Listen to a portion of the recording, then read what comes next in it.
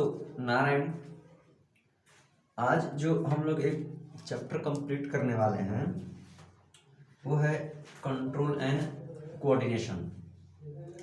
एक important chapter है class 10th की बायोलॉजी में। देखो, कंट्रोल एंड कोऑर्डिनेशन से क्या मतलब है हमारा,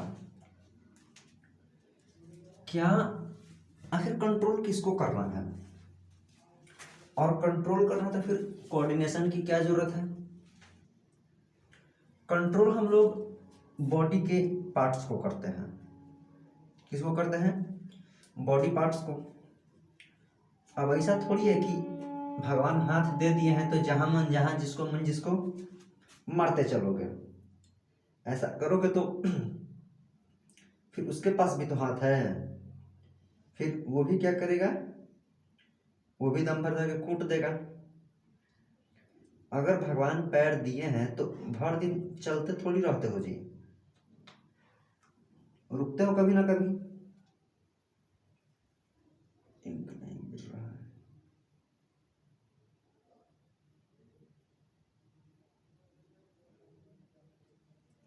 बढ़िया।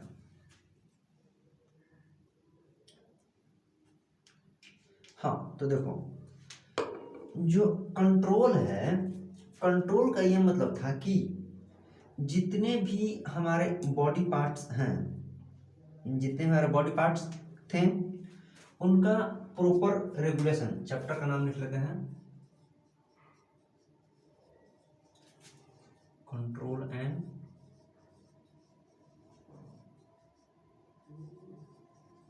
कोऑर्डिनेशन।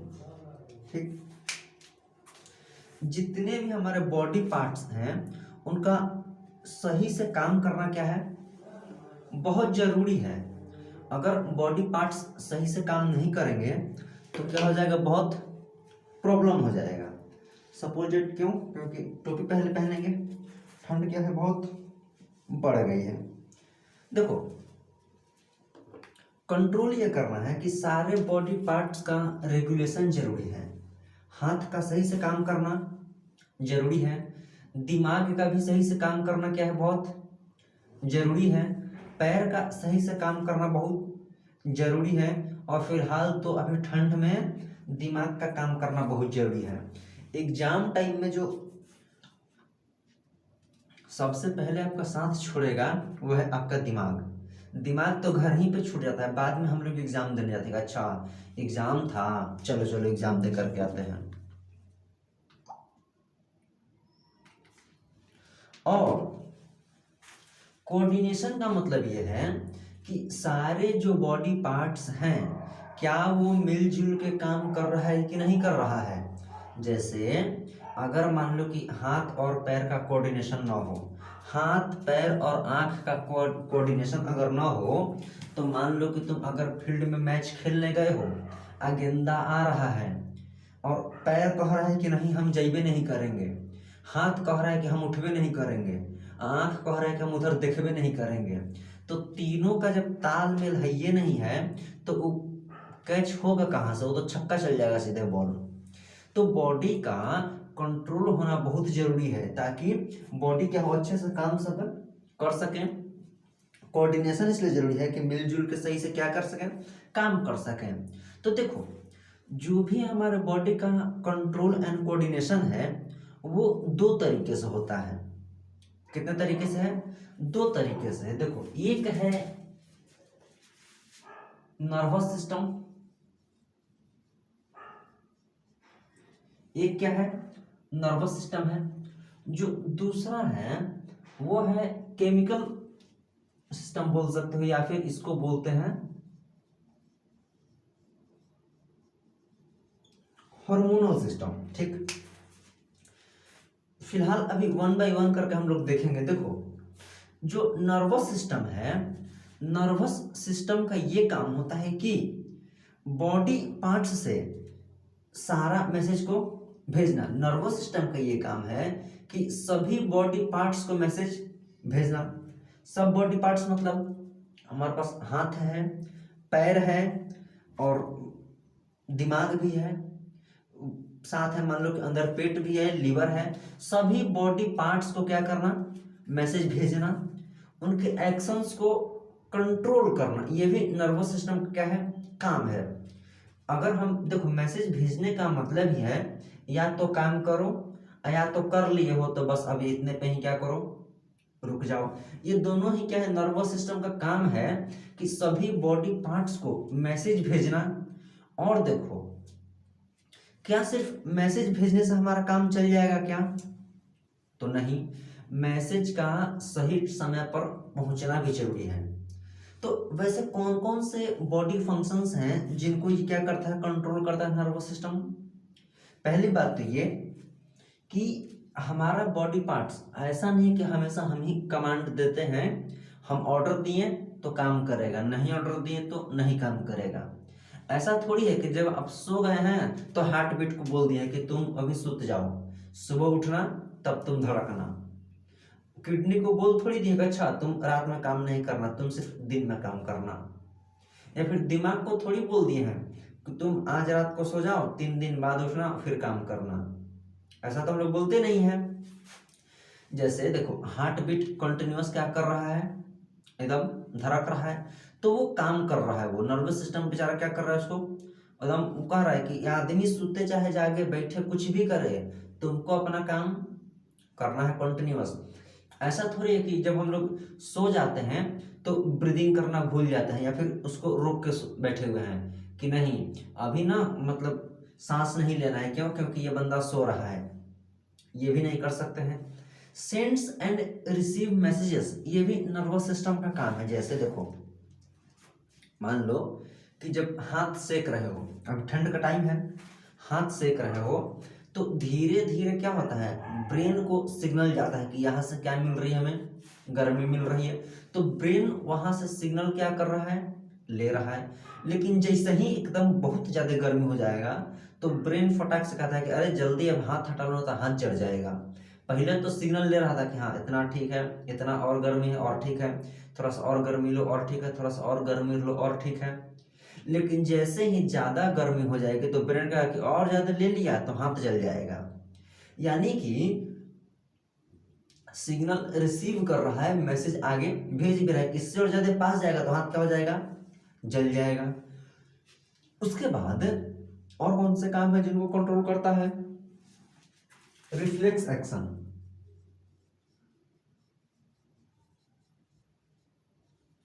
रिफ्लेक्स एक्शन क्या है, इस पूरे चैप्टर में बहुत ही सिंपल शब्दों में सिर्फ 2-3 चीजें समझनी है कि बॉडी में कैसे मैसेज का ट्रांसफर होता है, मैसेज कहां से कहां जाता है, कहां से कैसे जाता है, रिफ्लेक्स एक्शन क्या होता है। देखो, रिफ्लेक्स एक्शन जैसे मान लो कि मच्छर काट रहा है गले पे, यहाँ पे मच्छर क्या हो रहा है, काट रहा है, तो जैसे ही वो डंक गराता है, चुभाता है, उसको प्रोबोसिस बोलते हैं, जो जिससे वो ब्लड सक करता है उसको प्रोबोसिस बोलते हैं। आगे हायर क्लासेस में पढ़ेंगे तो बहुत सारी चीजें डिटेल में पढ़ने को मिलेंगी, तो उसको क्या बोलते हैं, प्रोबोसिस।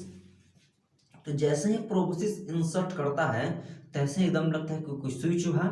ब्रेन तो बाद में सोचेगा, पहले वहां पे एक चटकन खा लेता है वो, क्यों, और बाद में ब्रेन को पता चलता है कि अच्छा यहाँ मच्छर था तो मार दिया।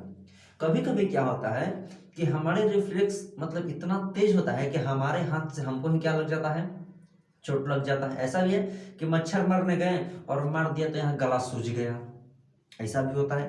तो ये सब रिफ्लेक्स एक्शंस हैं। रिफ्लेक्स एक्शन का बहुत तेज होता है, साथ ही साथ और जो काम करता है, मेंटेनेंस ऑफ कोऑर्डिनेशन। देखो, कोऑर्डिनेशन को मेंटेन करना भी क्या है, जरूरी है। हाथ पैर को मिला के रखना है। ऐसा थोड़ी है कि नर्वस सिस्टम है तो सिर्फ पैर के साथ उसका ताल्लुक है, हाथ के साथ कोई नहीं। उसका ये भी काम बनता है कि क्या हाथ वाले का पैर वाले से बन रहा है कि नहीं बन रहा है, क्या आंख का नाक से बन रहा है कि नहीं बन रहा है, आंख का कान से बन रहा है कि नहीं बन रहा है। यानी कि जितने भी बॉडी पार्ट्स हैं उन सभी का आपस में कोऑर्डिनेशन क्या है, बहुत ज्यादा जरूरी है। वरना एग्जाम्स में आप एग्जाम में तो चले गए और पता चला कि ब्रेन कह दिया कि नहीं हम नहीं जाएंगे, आज घर ही पे सुतेंगे। तुम साल भर सुता ना, आज हम एक दिन घरे क्या करेंगे, सुत रहेंगे। तो ये प्रॉब्लम हो जाएगी। तो सारे बॉडी पार्ट्स का कोऑर्डिनेशन क्या है, जरूरी है। यहाँ तक क्लियर है? बढ़िया। आगे देखो, एक होता है nervous tissue. Nervous tissue specialised tissue हैं जो क्या काम करते हैं, सभी बॉडी पार्ट्स को मैसेज भेजने का काम करते हैं। बॉडी पार्ट्स जो छोटी फिंगर है उससे लेकर के जो पूरा हाथ है वहां तक को भी क्या करते हैं, मैसेज भेजने का काम करते हैं। जो हमारे पास नर्वस टिश्यू है, देखो जो हमारे पास नर्वस टिश्यू है, नर्वस टिश्यू बने होते हैं न्यूरॉन्स के। नर्वस टिश्यू किसके बने हुए हैं, न्यूरॉन्स के बने हुए हैं। क्या करते हैं ये नर्वस टिश्यू, देखो, form a network between brain and organs to transmit the signal. जितना भी ब्रेन है, ब्रेन के साथ साथ जितने भी बॉडी पार्ट्स हैं वहां पर एक नेटवर्क सिस्टम बिछा रखा है। जैसे हम अभी यहाँ पर हैं, जैसे हम लोग इंटरनेट का क्या करते हैं, यूज करते हैं, तो हमारे आसपास क्या है, रेडिएशन से हमेशा भटक रहे हैं। फ्रिक्वेंसी मैच करी और फटाक से क्या कर लिए, काम कर लिए। अगल बगल में जहाँ पे नेटवर्क बैठाए जाते हैं, नेटवर्क का सेटअप किया जाता है, तो उस एरिया में पूरा क्या होता है, इंटरनेट फैला हुआ है, फ्रिक्वेंसी मैच की और वहां से काम कर लिया। तो ये जो नर्वस टिश्यू है, नर्वस टिश्यू क्या करते हैं कि पूरा एक नेटवर्क सिस्टम बैठा के रखता है ताकि जो सिग्नल है, जो मैसेज है, उसका ट्रांसमिशन हो सके। ट्रांसमिशन से ये मतलब है कि सिग्नल आ भी जाए और सिग्नल जाए भी। जैसे देखो, चाय पीते हैं एकदम गर्मा गर्म, तो पीने में बहुत मजा आता है, लेकिन वही गर्मा गर्म चाय अगर हाथ पे गिर जाए तो हाथ क्या करता है, फटाक से कप फेंक देता है। अब कप नाली में जाएगा, कप कहाँ जाएगा उससे कोई मतलब, लेकिन कप पहले फेंकेंगे तो फेंकेंगे। तो ये है कि जैसे ही हाथ जला तुरंत रिफ्लेक्स एक्टिव हुआ, बोला कि ये क्या है, इसको फेंको उधर। तो ये था कि उसका एक छोटा सा नर्वस टिश्यू का नेटवर्क सिस्टम कैसे बैठा है, उसका एग्जाम्पल कि यहाँ पे हाथ पे चाय गिरा, नर्वस टिश्यू तो हर जगह फैला हुआ था एकदम, कि कुछ भी मैसेज आएगा फटाक से एकदम उसको क्या करना है, रिस्पॉन्स करना है। ठीक, देखो जो हमारे पास न्यूरॉन्स हैं, ये न्यूरॉन 3 हिस्सों में बटा हुआ है। एक है डेंड्राइट, एक है सेल बॉडी जिसको बोलते हैं सोमा भी बोलते हैं, और एक है एक्सॉन। देखो ये डेंड्राइट क्या है समझेंगे जरा। ये जो डेंड्राइट है, एक वर्ड है डेंड्रॉन, उस डेंड्रोन वर्ड से क्या है, मिलके बना हुआ है। तो डेंड्रोन मीन्स क्या होता है, डेंड्रोन एक ग्रीक वर्ड है जिसका मतलब होता है ट्री। डेंड्रोन, डेंड्राइट जो वर्ड आया हुआ है ये बना हुआ है किससे, डेंड्रोन से बना हुआ है, और डेंड्रोन का मतलब होता है क्या, ट्री। ये ग्रीक वर्ड है। ज्यादातर जो बुक्स वगैरह में कुछ वर्ड देखने को मिलेंगे, ग्रीक वर्ड देखने को मिलेंगे, लैटिन वर्ड देखने को मिलेंगे। ये सब इन वर्ड्स का जनरली यूज इसलिए किया जाता है क्योंकि इनको डेड लैंग्वेज कहा जाता है।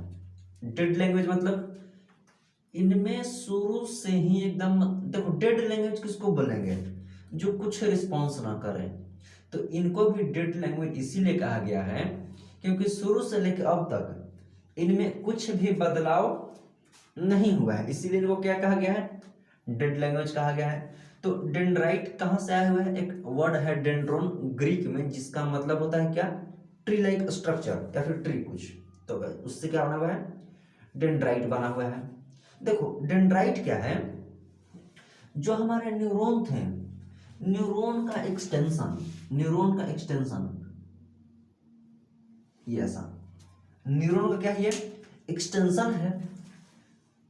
इसका फंक्शन है कि सिग्नल कहीं से रिसीव करना, बॉडी के डिफरेंट डिफरेंट पार्ट्स है वहां से सिग्नल को क्या रिसीव करना। कान के पास अगर मान लो पिन चुभाई जाए तो वहां से भी क्या करना, सिग्नल को रिसीव करना। जितने भी बॉडी के सेंस ऑर्गन्स हैं, फाइव जो सेंस ऑर्गन है जो पढ़ते हैं हम लोग बचपन से, वो 5 main sense organ, 5 main sense organs, उसके साथ साथ बाकी के भी जो ऑर्गन्स हैं वहां से सिग्नल्स को क्या करना, रिसीव करना। तो ये एक जो न्यूरॉन्स है इनपुट रिसीवर की तरह काम करता है। रिसीवर किसको बोलते हैं, जहां से कुछ चीजें आए और वहां पे रिसीव हो। जैसे मान लो कि एक प्लेट बनाया जाए, ठीक, और एक प्लेट में सनलाइट क्या की जाए, वहां पे फोकस करी जाए, तो क्या वो सनलाइट रिसीवर कहलाएगा क्या? हाँ, रिसीवर का मतलब है कि किसी चीज को क्या करना, रिसीव करना। तो जो हमारा डेंड्राइट है, डेंड्राइट क्या करता है कि बॉडी के जितने भी सेंस ऑर्गन्स हैं वहां से मैसेजेस को क्या करता है, रिसीव करता है। जैसे, और मैसेज को क्या करता है, रिसीव करता है। थोड़ा सा घूमेंगे सेल बॉडी की तरफ, एक इसका फिगर देखो बना सकते हैं हम लोग।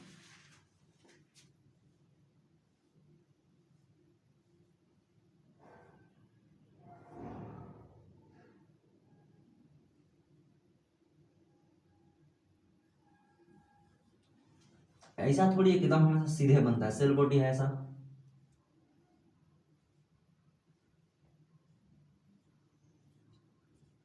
ये देखो,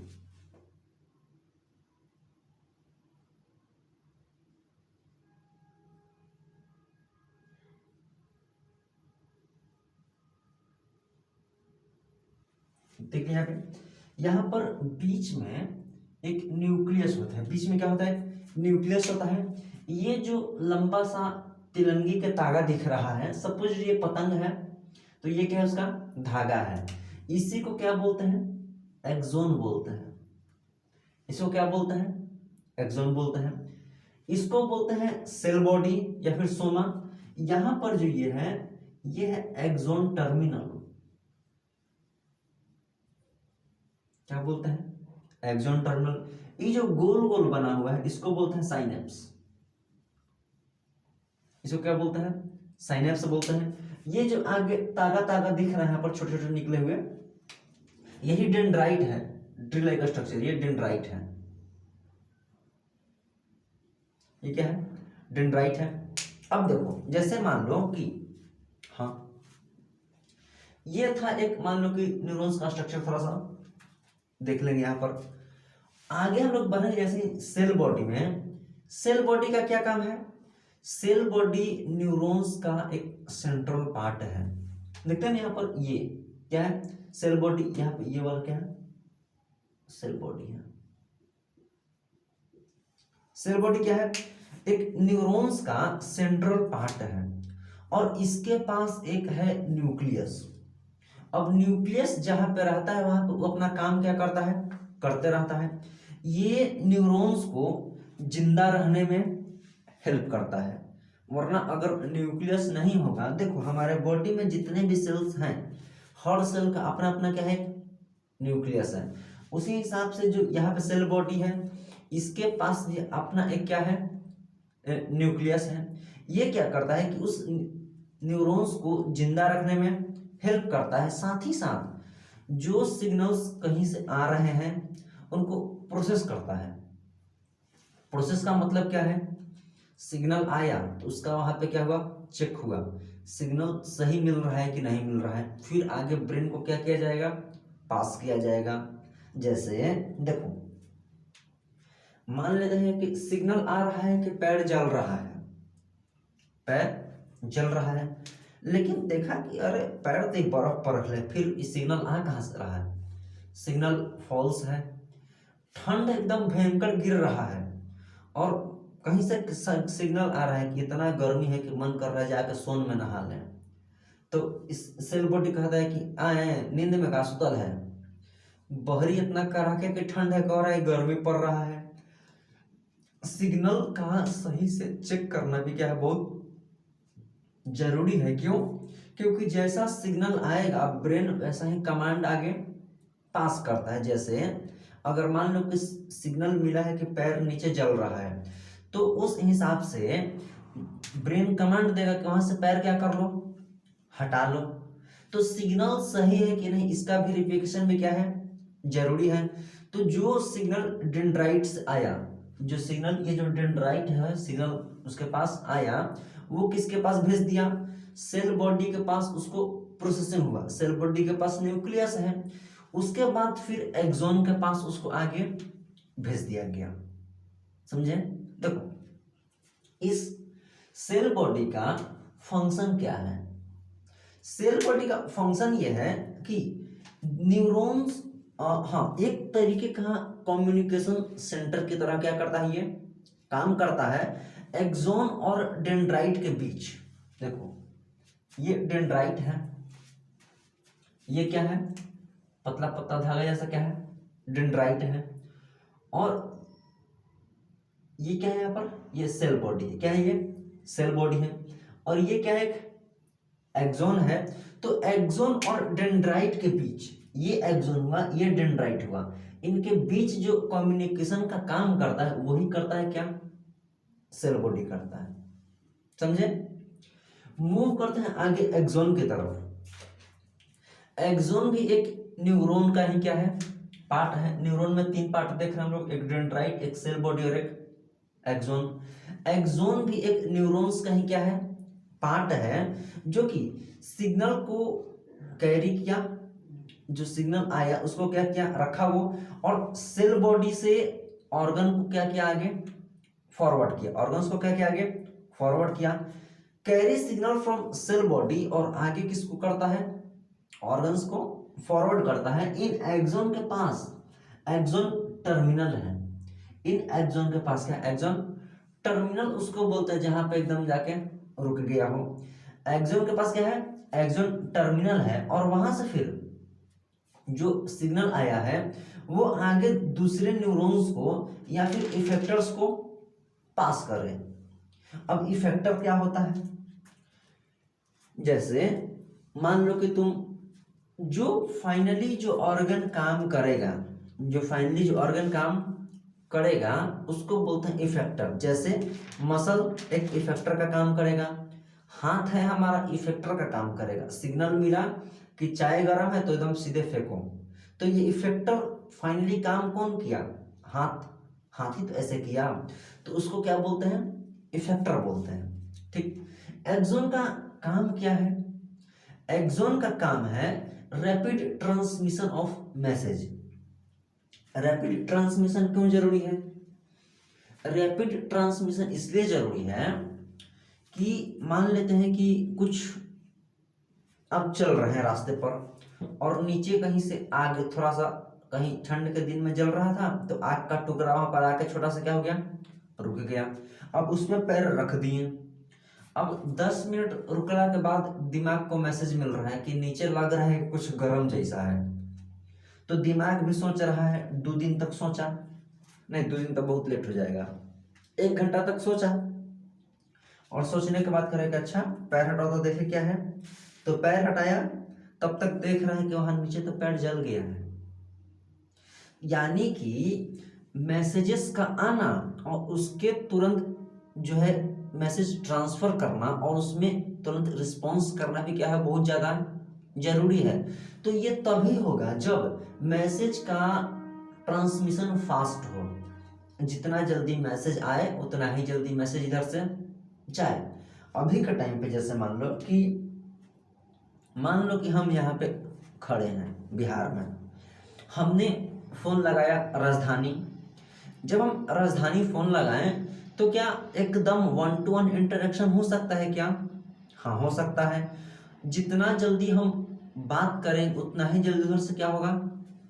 रिस्पॉन्स मिलेगा। यानी कि क्या ये रैपिड ट्रांसमिशन है। उससे भी छोड़ो, अगर मान लो कि हम अगर इंडिया में हैं, हम अगर अमेरिका फोन लगाते हैं, ठीक, तो भी एकदम फास्ट कम्युनिकेशन हो सकता है क्या? तो हाँ, तो इसको बोलते हैं rapid communication, rapid transmission of messages. कि एकदम नीचे दिखा कि गर्म है और तुरंत दिमाग को क्या? सिग्नल भेजना। कभी कभी तो इतना मतलब फास्ट वो होता है कि दिमाग को पता ही नहीं चलता, दिमाग को तो बाद में बताया जाता है। अभी थोड़ी देर बाद हम लोग देखने वाले हैं। तो इस तरीके से क्या होता है? मैसेज का ट्रांसमिशन बहुत फास्ट किया गया है। देखो, जो हमारे पास नर्वस सिस्टम है, देखो,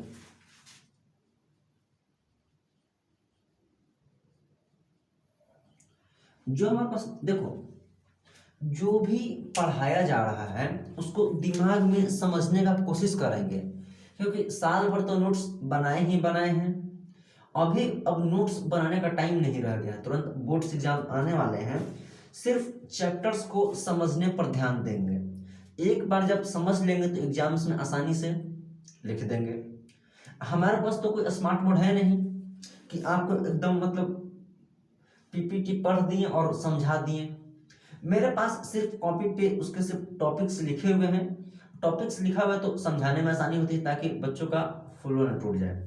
और स्मार्ट बोर्ड रहता है तो बस पहले से प्रिपेयर्ड पीपीटी प्रेजेंट है, टीचर आएंगे बोलेंगे रीडिंग दिया हो गया, तो उस हिसाब से बच्चे को समझ में थोड़ी आएगा। रीडिंग तो बच्चा खुद से भी दे सकता था। लेकिन देखो, चलो आता है अपना टॉपिक पर। जो नर्वस सिस्टम है, नर्वस सिस्टम दो तरीके के होते हैं। एक होता है पीएनएस और एक होता है एएनएस, तो बाद में आएगा जी।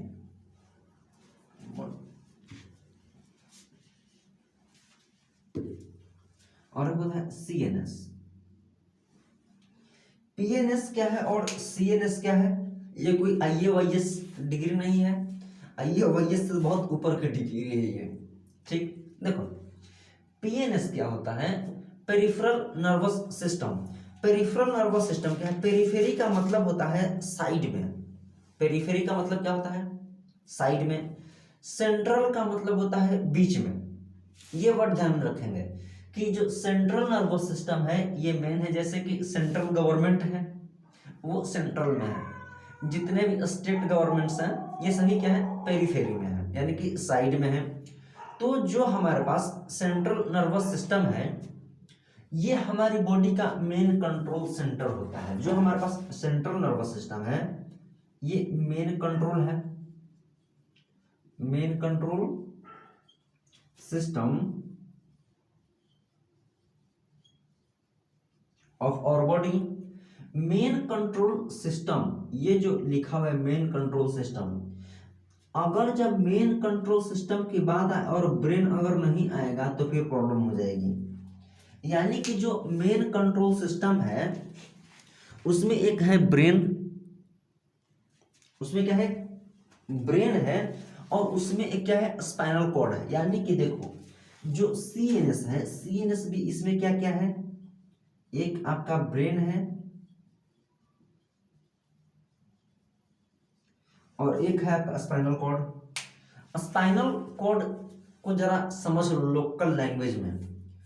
रीढ़ की जो हड्डी है उसके अंदर भी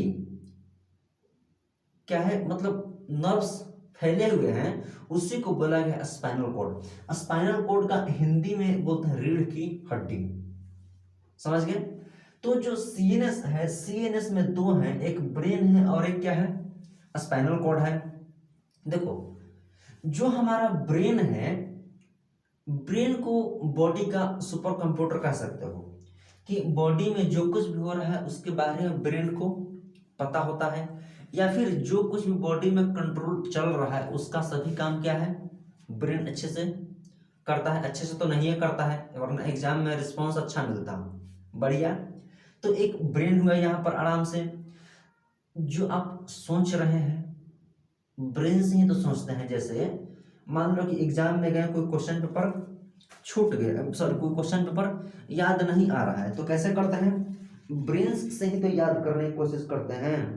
या फिर मान लो कि जो कुछ काम है, ये काम आपको करना है कि नहीं करना है, ये करेंगे तो क्या बेनिफिट होगा, ये करेंगे तो क्या मतलब प्रॉफिट होने वाला है, ये सभी काम ब्रेन से पता हमें चलता है। क्योंकि अगर देखो दिमाग सोचेगा ही नहीं तो एग्जाम्स में लिखेंगे क्या? कद्दू। ब्रेन का सोचना भी क्या है? बहुत ज्यादा जरूरी है। आप रास्ते पर चल रहे हैं तो अगर सामने मान लेते हैं कि गड्ढा आ जाए, तो ऐसा थोड़ी है कि ब्रेन कुछ भी नहीं करता है, उसका काम है बस चलते चल जाना। ब्रेन सोचता है बेचारा कि इधर जाएंगे तो गिर जाएंगे, अगर गिर जाएंगे तो कपड़ा लटा जाएगा, अगर नाली में गिर जाएंगे कपड़ा लटा जाएगा, तो घर जाएंगे तो फिर मम्मी लोटा लोटा के मारेगी। ये सही बात ब्रेन सोचता है। और फिर कहता है कि नहीं नहीं नहीं, वो साइड में देखो ईंटा रखल है ना, ईंटा पर गोर रख के फान जाओ आगे और आगे चली जाओ। इस तरीका से ब्रेन भी क्या करता है, सोचने का काम करता है बेचारा। एक और यहाँ पर मेन फंक्शन है कि ब्रेन आपके वॉलेंटरी एक्शंस को कंट्रोल करता है।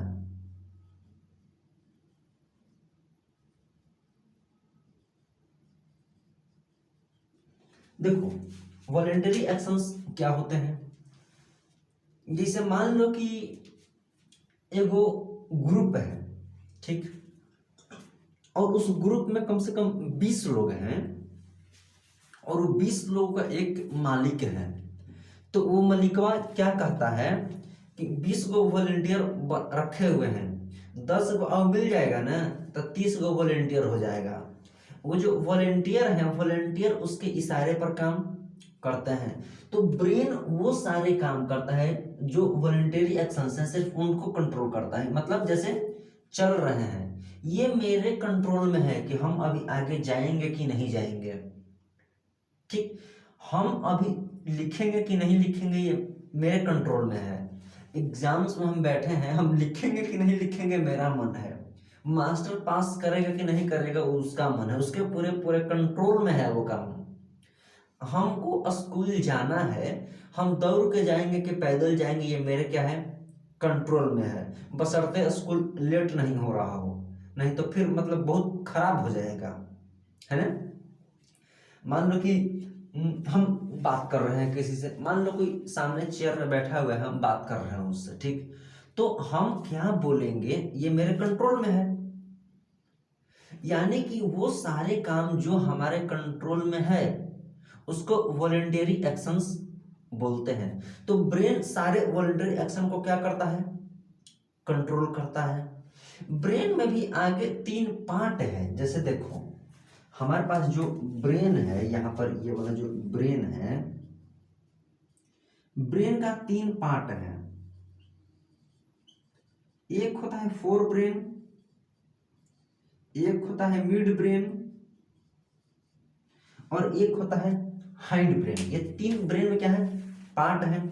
फोर ब्रेन का जो मेन काम होता है वो सोचने वाला जितना काम है, हटाऊ पटाऊ जो सोचते रहते हैं और कभी कभी पढ़ाई लिखाई के बारे में भी सोच लेते हैं, वो सभी काम किसका है, फोर ब्रेन का काम है। सारे वॉलेंटरी एक्शंस यही कंट्रोल करता है। इतने सारे जो साइंटिस्ट हुए हैं सोच रहे हैं बैठ के कि ना हमको अभी सिर्फ और सिर्फ फिजिक्स पे सोचना है, सिर्फ और सिर्फ बायोलॉजी पे सोचना है, सिर्फ और सिर्फ आज के इसी टॉपिक पर सोचना है। तो वो सारे काम कौन कर रहा है, वॉलेंटरी एक्शंस, ब्रेन का फोर ब्रेन काम करता है। थोड़ा सा आगे शिफ्ट होंगे तो मिड ब्रेन की बारी आएगी। मिड ब्रेन क्या कह रहा है कि देखो डीजे गाना बज रहा है, अब भयंकर साउंड आई, जैसे ही भयंकर साउंड आएगी तो कान क्या करेंगे, कंट्रोल करेंगे। अचानक आगे से तेज लाइट आई तो आंख क्या करेगा, अपने आप को कंट्रोल करेगा, बंद करेगा। मेनली जो ईयर और आई से रिफ्लेक्स आते हैं, मेनली जो ईयर या आई से रिफ्लेक्स जनरेट होते हैं उसको मिड ब्रेन क्या करता है, कंट्रोल करता है। थोड़ा सा और आगे अगर झुकेंगे, मतलब और थोड़ा सा आगे की तरफ शिफ्ट होंगे तो हम लोग चलेंगे हाइंड ब्रेन की तरफ। हाइंड ब्रेन ये कह रहा है, देखो हाइंड ब्रेन अकेला नहीं है, हाइंड ब्रेन सेरिब्रम और मेडुला दोनों को मिला करके बेचारा अकेले काम कर रहा है। यानी कि कभी कभी क्या होता है कि एक अकेले से अगर काम नहीं फरियाता है तो 3-4 लोग को बुला के लाते हैं कि चलो आज चौकी टंगवाना है। तो हाइंड ब्रेन बेचारा कह रहा है कि अच्छा हमसे नहीं ना, मेडुला को भी ले आओगे उधर से और सेरिब्रम को भी ले आओ, इन दोनों को मिला के रखो, ये दोनों तो अकेले काम कर रहा था, हम 2-4 को मिला के काम करेंगे। तो हाइंड ब्रेन किसको किसको उठाया, एक उठाया सेरिबेलम को और एक उठाया किसको, मेडुला को उठाया। और ये सभी इनवॉलेंटरी एक्शंस को कंट्रोल करते हैं। हाइंड ब्रेन किसको कंट्रोल करता है, इनवॉलेंटरी एक्शंस को।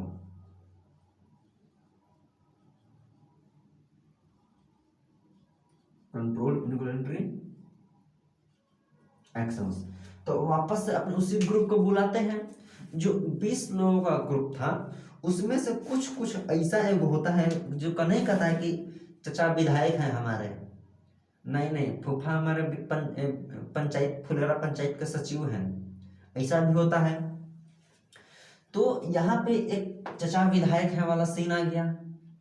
ये कह रहा है कि ना जो जो वॉलंटियरी एक्शन था वो तो बेचारा 4 ब्रेन के जिम्मे हम थोप ही चुके हैं कि सारा वॉलंटरी एक्शन वाला तुम लोग संभालो।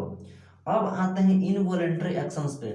इनवॉलंटरी एक्शंस वो होते हैं जो हमारे कंट्रोल में नहीं है, जैसे हार्ट बीट हो रहा है, हमारा हार्ट बीट कंटिन्यूअस हो रहा है, जब से शुरू से जन्म लिए से लेकर के मरने तक दिल कंटिन्यूअस धड़कता है।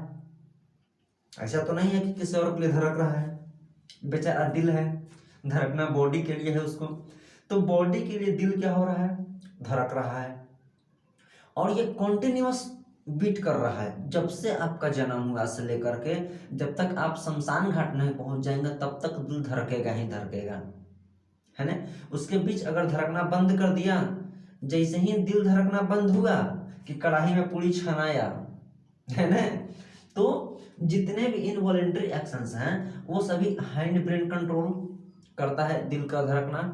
ब्रीदिंग ऐसा थोड़ी है कि आप सो गए हैं तो ब्रीदिंग रुक गया है, उठेंगे तो ब्रीदिंग वापस से चालू हो जाएगी, ऐसा तो है नहीं। तो जितने भी इनवॉलेंट्री एक्शंस हैं वो सभी कौन कंट्रोल करता है, हैंड ब्रेन काम करता है। तो ब्रेन में 3 मेन पार्ट हुआ देख लिए। मूव करते हैं थोड़ा सा स्पाइनल कॉर्ड की तरफ। स्पाइनल कॉर्ड की तरफ नहीं कर लिखा है जी, सीएनएस में एक ब्रेन होता है और एक होता है कौन सा,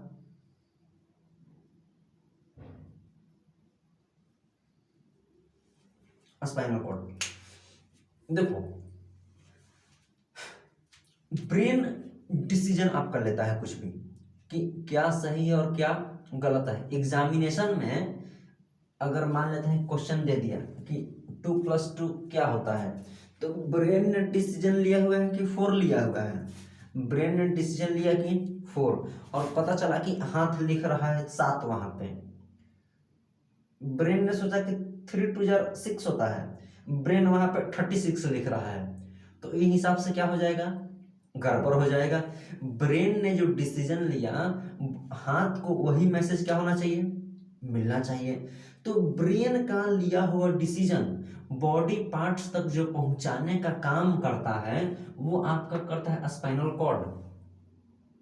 नहीं समझे, ब्रेन ने कुछ सोचा, उस सोचे हुए को बॉडी पार्ट्स तक पहुंचाना ये काम करता है किसका, स्पाइनल कॉर्ड का। एक लंबी नर्व कॉर्ड होती है जो कि ब्रेन के थ्रू क्या होती है, एक्सटेंडेड होती है। क्या है, extended from brain through backbone. एक स्पाइनल कॉर्ड क्या है, एक लंबी कॉर्ड है, एक्सटेंडेड फ्रॉम ब्रेन है। यहाँ पे देखो ये जो पीछे से जो निकलती है रीढ़ की हड्डी है, ये ब्रेन से क्या है, जुड़ी हुई है, और जुड़ी हुई एक लंबे नीचे रीढ़ की हड्डी गई हुई है, ये स्पाइनल कॉर्ड है। उसके आसपास में सभी जो फैले हुए वेन्स वो सभी पेरिफेरल नर्वस सिस्टम के अंदर में आते हैं। तो जो अब स्पाइनल कॉर्ड है इसका मेन फंक्शन क्या हुआ, ब्रेन से बॉडी तक मैसेज पहुंचाना और बॉडी से ब्रेन तक मैसेज भी ले जाना। ब्रेन ने जो बोला वो बॉडी पार्ट्स को बताना, बॉडी पार्ट्स कहीं कुछ फील तो नहीं कर रहा है वो ब्रेन को बताना। हाथ अगर ठंडा फील कर रहा है, गर्म फील कर रहा है तो ब्रेन तक बताना। ब्रेन ने वहां से कमांड किया कि ठंड फील कर रहे हो तो जाके आग सेक लो, गर्म फील कर रहे हो तो एसी कूलर चालू कर लो। ये सभी कमांड्स का क्या हुआ, ट्रांसमिशन हुआ, उधर से कमांड आ रहा है, इधर से कमांड जा रहा है। तो इस तरीके क्या होता है, स्पाइनल कॉर्ड का काम होता है।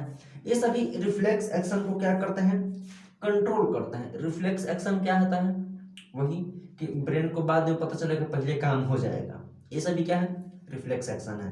कभी कभी रिफ्लेक्स एक्शन बहुत फास्ट होता है, लगभग मतलब 120 मीटर पर सेकेंड का स्पीड से चलता है ये, आगे देखेंगे जब पढ़ेंगे तो।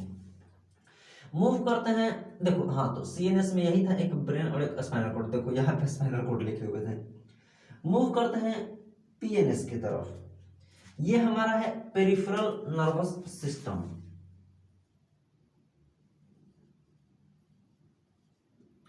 पेरिफेरल नर्वस सिस्टम क्या है, देखो जैसे कि मान लो ये एक गोला है, ठीक, गोला के बीच में ये एक न्यूक्लियस है और न्यूक्लियस के चारों तरफ मान लो ये कुछ है, तो वो जो कुछ है वो पेरिफेरी में है, क्योंकि सेंटर में क्या है, न्यूक्लियस है। पेरिफेरी का मतलब होता है साइड में, पेरिफेरी का मतलब क्या होता है, साइड में। पेरिफेरल नर्वस सिस्टम जो है, जो ब्रेन और स्पाइनल कॉर्ड से निकला हुआ है, ब्रेन और स्पाइनल कॉर्ड से जितने भी नर्व्स निकले हुए हैं उन सभी नर्व्स को मिला करके जो बनता है वो बनता है क्या, peripheral nervous system. Central nervous system से बाकी जितने छोटे छोटे नर्व्स निकले हुए हैं उन सबको बोला जाता है पेरिफेरल नर्वस सिस्टम। जैसे देखो मान लो कि ये एक है, चलो देखो बना के दिखाते हैं।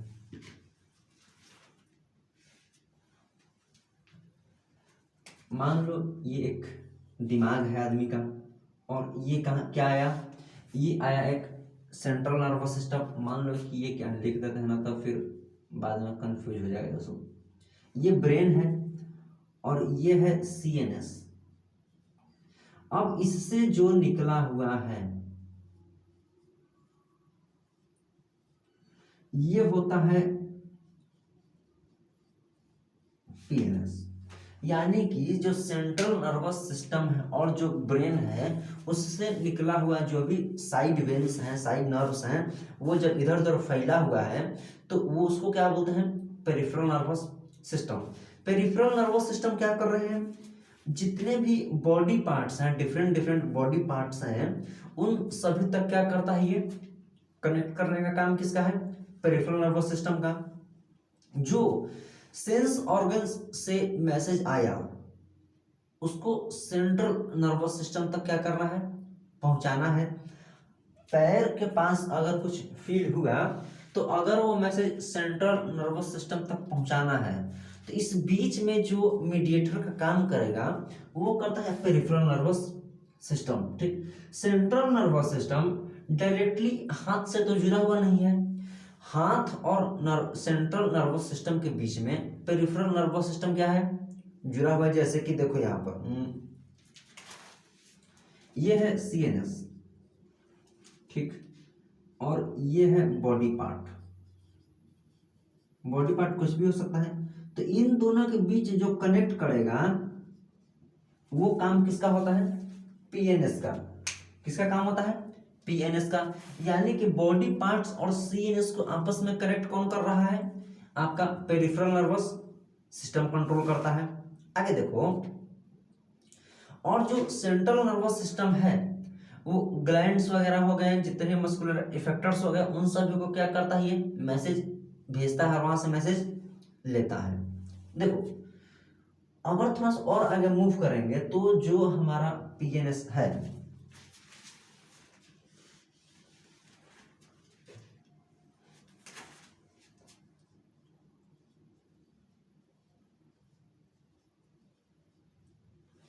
ये दो में क्या है, डिवाइडेड है। दो में क्या है, डिवाइडेड। जैसे कि जो ब्रेन था, फोर ब्रेन, मिड ब्रेन और हाइंड ब्रेन में क्या था, डिवाइडेड था।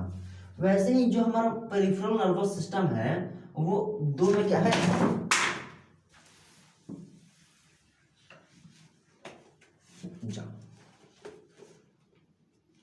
डिवाइडेड है हमारे पास।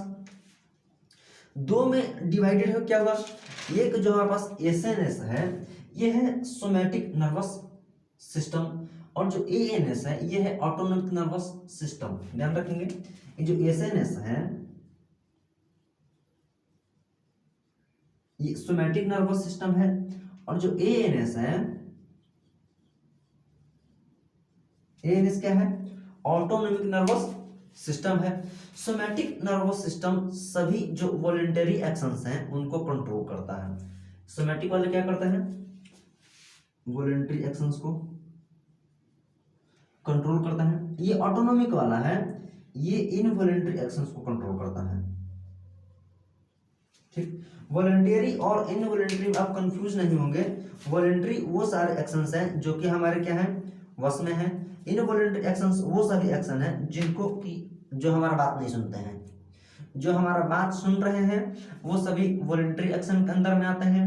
जो एकदम लखैरा हो गया है, हमारा बात नहीं सुनता है, वो सभी किसके अंदर में आते हैं, ऑटोनॉमिक नर्वस सिस्टम के अंदर में आते हैं।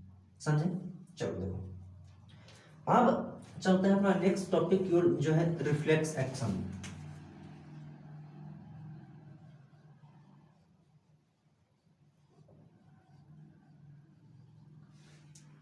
रिफ्लेक्स एक्शन क्या होता है? देखो, automatic rapid response. Automatic rapid response. Rapid response का क्या मतलब है? रैपिड रिस्पॉन्स का मतलब है कि एकदम भयंकर जल्दी, क्या एकदम जल्दी, जितना जल्दी हो सके उसमें कोई लेट मत करो। जैसे मच्छर एकदम काट रहा था बैठ के, गले पे मच्छर अगर क्या कर रहा था, काट रहा था, तो वहां पर सोचने का समय नहीं था, एकदम बस हाथ उठा और मच्छर दम मरा, तो वो था रैपिड रिस्पॉन्स। जैसे केबीसी में खेलते हैं, लास्ट में आता है कि एकदम मतलब रैपिड फायर, एकदम बस क्वेश्चन पूछते जाओ और बस उसका आंसर क्या होगा, मिलते जाएगा। वैसे ही जो ये रिफ्लेक्स एक्शन है, रिफ्लेक्स एक्शन रैपिड रिस्पॉन्स करता है और ये ऑटोमेटिक है। ब्रेन को यहाँ पे उतना ज्यादा वैल्यू नहीं दिया गया है, ब्रेन को बाद में बताया जाता है। ये जो रिफ्लेक्स एक्शन होता है ये स्पाइनल कॉर्ड और पेरिफेरल नर्वस सिस्टम के थ्रू होता है। जैसे देखो, जो स्पाइनल कॉर्ड है वो वहां से सभी जो अगल बगल में जो नर्व्स फैले हुए हैं वो पेरिफेरल नर्वस सिस्टम है।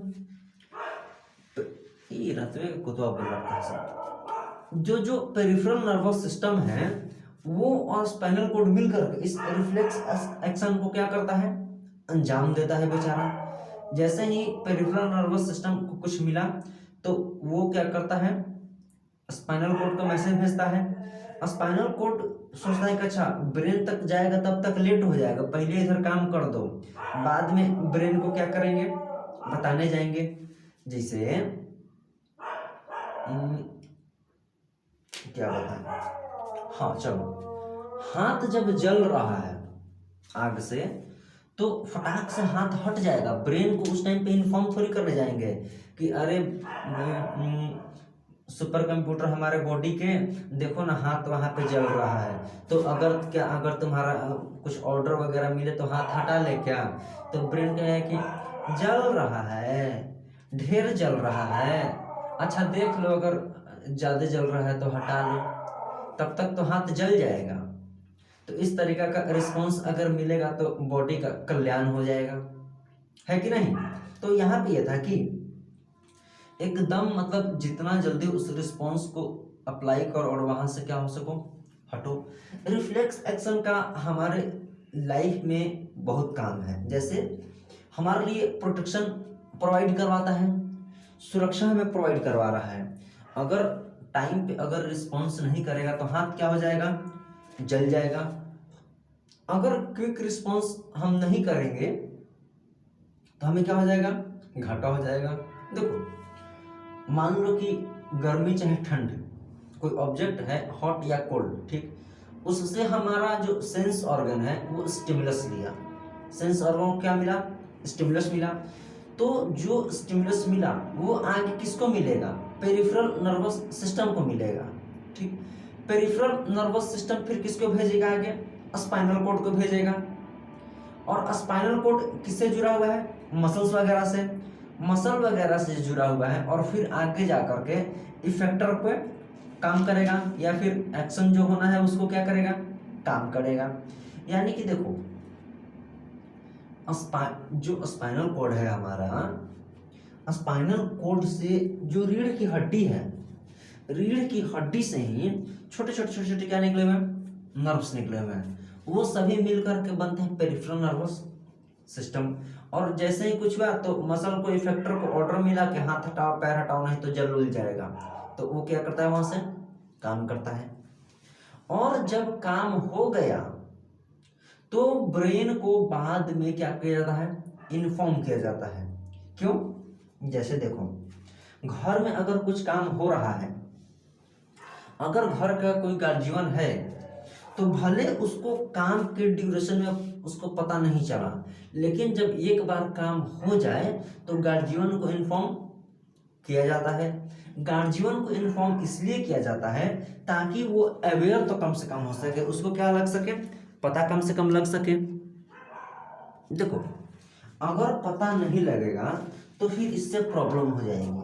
क्यों? जैसे कि देखो, पहले के टाइम पे क्या था कि जब कोविड नया नया आया हुआ था, तो जब नया नया कोविड आया था तो लोगों में एक हल्ला मचा था कि जिसको एक बार कोविड हो जा रहा है उसको दोबारा कोविड नहीं हो रहा है। तो ये तो मतलब रामबाण इलाज था कि एक बार भी अगर कोविड हो गया ना तो तुम तो मतलब कोविड रेजिस्टेंस हो जाओगे, फिर चाहे कोविड का पाप क्यों ना आ जाए तुमको कोविड नहीं होने वाला है। कोविड के पिताजी आएंगे फिर भी तुमको कोविड नहीं होगा। ऐसा होता था। जब कोविड आया था तो हम लोग तरफ के जो थोड़े कुछ लोग हैं उनको पकड़ पकड़ के ले जाया जाता था। 2-3 बार कोई मतलब जिसको खांसी हो गई, अगल बगल वाले लोग फोन कर देते थे कि अरे यहाँ पर एक कोविड का पेशेंट भटक रहा है। वहाँ सरकारी, मेरे तो घर के जस्ट पास में ही सरकारी अस्पताल है, वहां से एम्बुलेंस आती थी, 2 लोग 3 लोग आते थे और जबरदस्ती पकड़ कर ले जाते थे। और मतलब देखो, कोविड में जो काम ठप हुआ वो तो हुआ ही था, लेकिन उस टाइम पे इन्वायरमेंट बहुत ज़्यादा सफाई हुई थी। जो लॉकडाउन लगा था, लॉकडाउन में देखो, लॉकडाउन हर साल लगना चाहिए, कम से कम भले 1 हफ्ता का ही लगे। हम कह रहे हैं कि 48 आवर्स का ही लगे, लेकिन एकदम कंप्लीट लॉकडाउन लगना चाहिए।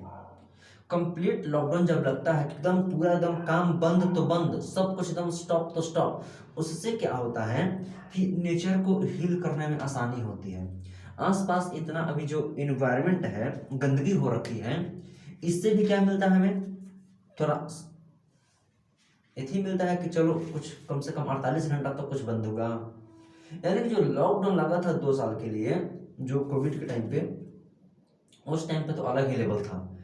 रोड पर जाने पर मतलब कुछ गाड़ी छकरा को लोग ही नहीं रहा है, क्या दिख रहा है, तो बस वही 4 गो पुलिस वाला वहां पे खड़ा है और अब कुछ नहीं दिख रहा है। तो इस तरीका से हो रहा था। तो देखो आगे, हाँ, तो ब्रेन को इसलिए इन्फॉर्मेशन दिया जाता है कि मान लो कि देखो एक बार बुखार हो गया अगर हमको, ठीक, बुखार कैसे हो गया, कोई फॉरेन पार्टिकल यानी कोई बाहर का अननोन पार्टिकल हमारे बॉडी में क्या कर गया, ये कॉन्सेप्ट समझ लेंगे बुखार कैसे आता है क्यों होता है। फॉरेन पार्टिकल जब हमारे बॉडी के अंदर एंटर कर जाता है तो बॉडी सोचता है कि ये कौन सा चीज़ है, तो बॉडी क्या है कि कहता है कि नहीं, बाहर का कोई भी मटेरियल हमारे बॉडी के अंदर रहना नहीं चाहिए। अब उसको बाहर भगाने का क्या करता है, तरीका अपनाता है। अगर कोई बैक्टीरिया वायरस वगैरह अगर हमारे बॉडी के अंदर चला जाए तो बॉडी उसको मारने का बहुत सारा क्या करती है, तरीका निकालती है। उसको ठंड से मारने का तरीका निकालती है, गर्मी देकर मारने का तरीका निकालती है, और स्नीजिंग होगी, छींक आएगा ताकि उससे बाहर हो जाए। यानी कि हर तरीके से बॉडी क्या करती है, उसको बाहर करने का तरीका निकालती है। जब इनसे नहीं सुनता है तो बॉडी हीट करना स्टार्ट कर देता है कि नहीं, जब हीट हो जाएगा तो वो जो अंदर बैक्टीरिया वगैरह हैं उसके सारे प्रोटीन क्या हो जाएंगे, डीनेचर हो जाएंगे। जब वो उसका प्रोटीन ही खराब हो जाएगा तो फिर वो बैक्टीरिया जिंदा नहीं रह पाएगा। जब एक बार ऑर्गेनिज्म बॉडी में डेड कर गया फिर तो उसको मतलब निकालना और आसान हो जाएगा। तो होता क्या है कि जब ऑर्गेनिज्म अंदर चला गया तो देख रहा है बॉडी के, अच्छा ये तो मतलब हमको हार्म कर रहा है, इसकी वजह से तो मतलब ये देखो अलग बीमारी हो रखा है। तो जब उसको सक्सेसफुली उस बैक्टीरिया को मारने में बॉडी क्या हो जाता है, सफल हो जाता है, तो बॉडी वो याद रख लेता है कि अच्छा ये जो बैक्टीरिया आया था इसको हमने कैसे मारा था, और वो लाइफ टाइम तक भूलता नहीं है बॉडी। अब दोबारा जब बैक्टीरिया वही सेम टू सेम अगर बॉडी के अंदर एंटर करता है तो बॉडी को उतना टेंशन लेने की जरूरत नहीं होती है। उसको पता है कि सेम जो बैक्टीरिया है उसको हमने पहले एक बार क्या किया था, मार रखा है, और कैसे हमने उसकी पिटाई की थी वो इन्फॉर्मेशन उसके पास क्या है, एकदम पक्का है। और फटाक से उसको उतना ज़्यादा इंतजार करने की जरूरत नहीं है, दोबारा उसको क्या हो जाएगा, याद है उसके पास, मेमोरी उसका बहुत स्ट्रांग था, तुरंत वही बनाएगा एंटीजन, उसको मार के भगा देगा। समझे, ये होता है। अभी देखो, हाँ एक देखो यहाँ पे ब्रेन लेटर इन्फॉर्मेशन रिसीव्स में एक और है। कभी कभी क्या होता है कि मान लेते हैं कि रास्ते में आप जा रहे हैं, जब रास्ते में आप चल रहे होते हैं तो अचानक से कहीं पे गड्ढा आता है। तो जब कहीं गड्ढा आता है तो अचानक से घुटना क्या आता है, जर्क मिलता है, लगता है कि आ जाओ, अभी अभी एकदम पैर टूट गया था। और गैप मात्र 1 इंच का रहता है, 1 से 1.5 इंच का गैप रहता है। और जैसे ही पैर जो है गड्ढे में गया तो लगता है कि एकदम पैर जा गया, उसको बोलते हैं नी जर्क। क्या, KNEJERK, नी जर्क। ठीक, उस टाइम पे हो जाता है और होने के बाद ब्रेन को पता चलता है कि अरे अभी अगर ध्यान दे दिए होते तो बच गए होते हैं, ध्यान नहीं दिया तो अभी तो मेरा पैर मतलब चल गया होता। तो इस तरीका से भी होता है। ऐसे बहुत सारे आपके लाइफ में इंसिडेंट होते होंगे जो कि इंसिडेंट तो हो गया, बाद में ब्रेन को पता चला कि अच्छा ये तो ऐसे हो गया, है ना। चल देखो, ये रिफ्लेक्स एक्शन के बाद एक है आपका रिफ्लेक्स आर्क। रिफ्लेक्स आर्क क्या है, देखो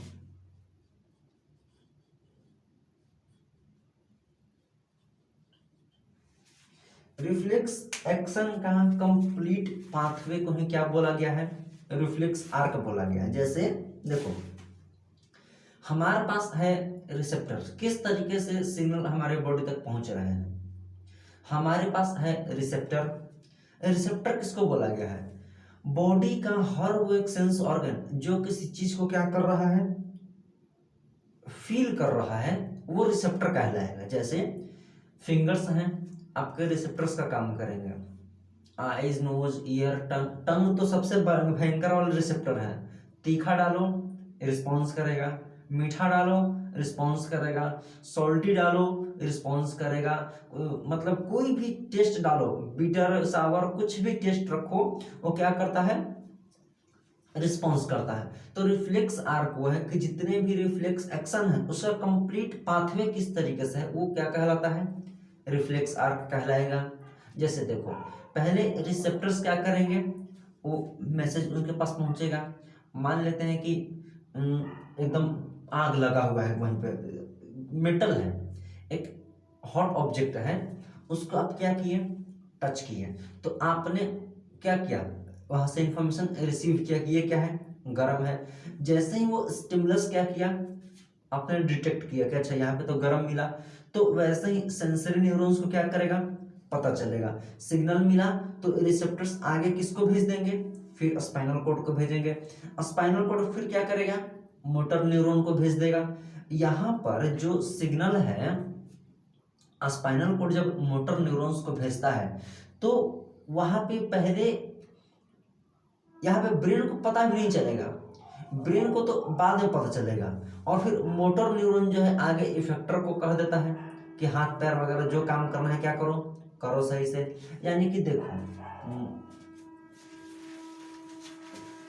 रिफ्लेक्स आर्क में क्या है,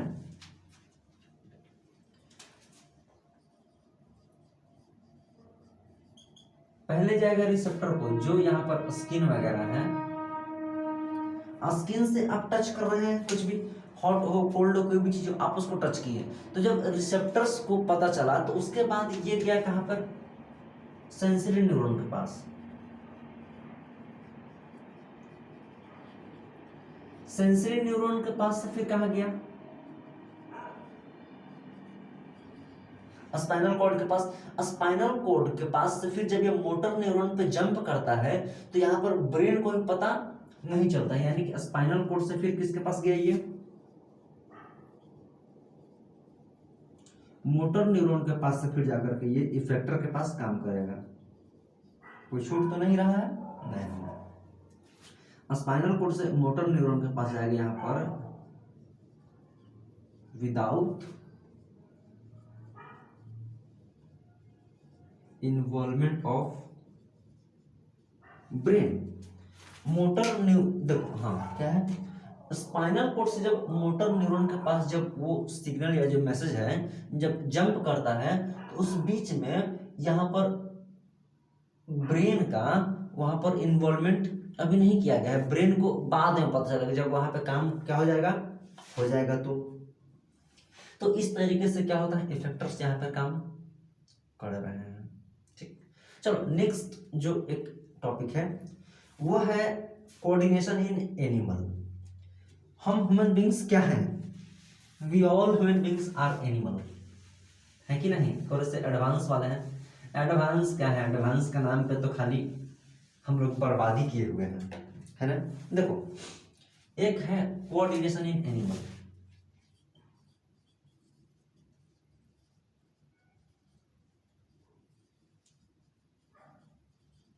कोऑर्डिनेशन इन एनिमल। हम भी एनिमल है, एक डॉग भी एनिमल है, एक गाय भी एनिमल है, एक लायन भी एनिमल है। जितने भी एनिमल्स हैं इन सभी के जो बॉडी पार्ट्स हैं वो भी एक दूसरे से मिलकर के क्या करते हैं, काम करते हैं। साथ ही साथ देखो कोऑर्डिनेशन इसलिए जरूरी है कि एक जो ऑर्गेनिज्म है उसके सारे बॉडी पार्ट्स अच्छे से क्या कर सके, काम कर सके। अगर बॉडी पार्ट्स अच्छे से अगर काम नहीं करेंगे तो कोऑर्डिनेशन नहीं है सही से, तभी तो बॉडी पार्ट्स सही से काम नहीं कर रहा है। अगर हाथ और पैर का सही से कोऑर्डिनेशन नहीं हो तो ऐसे बहुत सारे काम है जो आप नहीं कर पाएंगे। अगर आंख और नाक का अगर कोऑर्डिनेशन सही नहीं हो तो बहुत सारे काम जो आप काम नहीं कर पाएंगे। तो जो एनिमल्स में कोऑर्डिनेशन है वो दो तरीके का, नर्वस सिस्टम आप पढ़ चुके हैं। अब देखो जो कोऑर्डिनेशन इन एनिमल है ये दो तरीके से काम करता है, एक नर्वस सिस्टम के थ्रू काम करता है और एक काम करता है हार्मोनल सिस्टम के थ्रू। इसको केमिकल सिस्टम भी बोलते हैं हार्मोनल को। देखो आखिर यहाँ पर नर्वस सिस्टम के साथ साथ हार्मोनल सिस्टम इसलिए पड़ी क्योंकि जो नर्वस सिस्टम है वही अकेला सब काम करने में सक्षम नहीं है। हम दूसरे का हेल्प तभी लेते हैं जब हम कोई काम खुद से अकेले नहीं कर पाते हो। जब तक हम काम खुद सब काम कर लेते हैं तब तक तो हम दूसरा को पूछते भी नहीं हैं। ये होता है आजकल कि अगर हम काम खुद से करने के लिए कैपेबल हैं, if I am capable of doing something alone then I am not going to ask anyone. ऐसा ही होता है कि अगर होता नहीं है कि एग्जाम में अगर कोई होशियार बच्चा है अगर उसको अगर आंसर आ रहा है तो उस दिन तो वो सबसे ऐसे मुंह फुला के बैठल रहेगा जैसे कि शादी में फुफ्फा लोग मुंह फुला लेते हैं। ऐसा ही होता है कि नहीं, उसको आज आंसर मिल गया है, आज एकदम कहा कि हाँ हम कोई को नहीं पहचानते हैं। उसके अगल बगल में जो लड़का बैठा है माथा धुल कर रह जाएगा लेकिन वो किसी को कुछ बताने वाला नहीं है। तो ऐसा भी होता है। हम लोग के क्लास में भी था एगो, वो शायद 10th क्लास में ही था, जब हम 10th में थे तभी था। वो एग्जाम में जो बैठ गया उसके बाद वो काहेला मतलब पीछे मुड़ के देखा जाए और जब फाइनल रिजल्ट आया तो हम लोग के आसपास उसका रिजल्ट नहीं था, मतलब इतना कम था उसका। यानी कि बढ़िया है और दो बढ़िया, क्योंकि एक ही सब्जेक्ट में ना तुम्हारा आंसर आ रहा था, बाकी 4 में मतलब महारत हासिल ही था हमने क्या। तो खैर बढ़िया है। तो देखो कोऑर्डिनेशन इन जो एनिमल है यहाँ पे दो सिस्टम काम कर रहे हैं, एक है नर्वस सिस्टम और एक है आपका हार्मोनल सिस्टम। नर्वस सिस्टम खुद अकेला सारा काम करने का कैपेबल नहीं है, इसीलिए उसको एक और चीज चाहिए, क्या था, हार्मोनल सिस्टम की जरूरत पड़ा उसको। लेकिन जब हार्मोनल सिस्टम या फिर इसको केमिकल कम्युनिकेशन सिस्टम बोल सकते हो और नर्वस सिस्टम, ये दोनों मिलके जब काम करेंगे तो पूरा बॉडी सही से क्या होगा, काम कर। जैसे मान लो कि ये घर ही अगर हमें बनाना हो तो अगर सिर्फ सीमेंट मिल जाए तो हम घर नहीं बना सकते हैं, सिर्फ ईंट मिल जाए तो भी हम घर नहीं बना सकते हैं, अगर हमें सिर्फ छड़ मिल जाए तो भी घर नहीं बना सकते हैं। 2 3 4 चीजें हमें एक साथ चाहिए तब जाकर के ये घर क्या होगा, कंप्लीट बन पाएगा।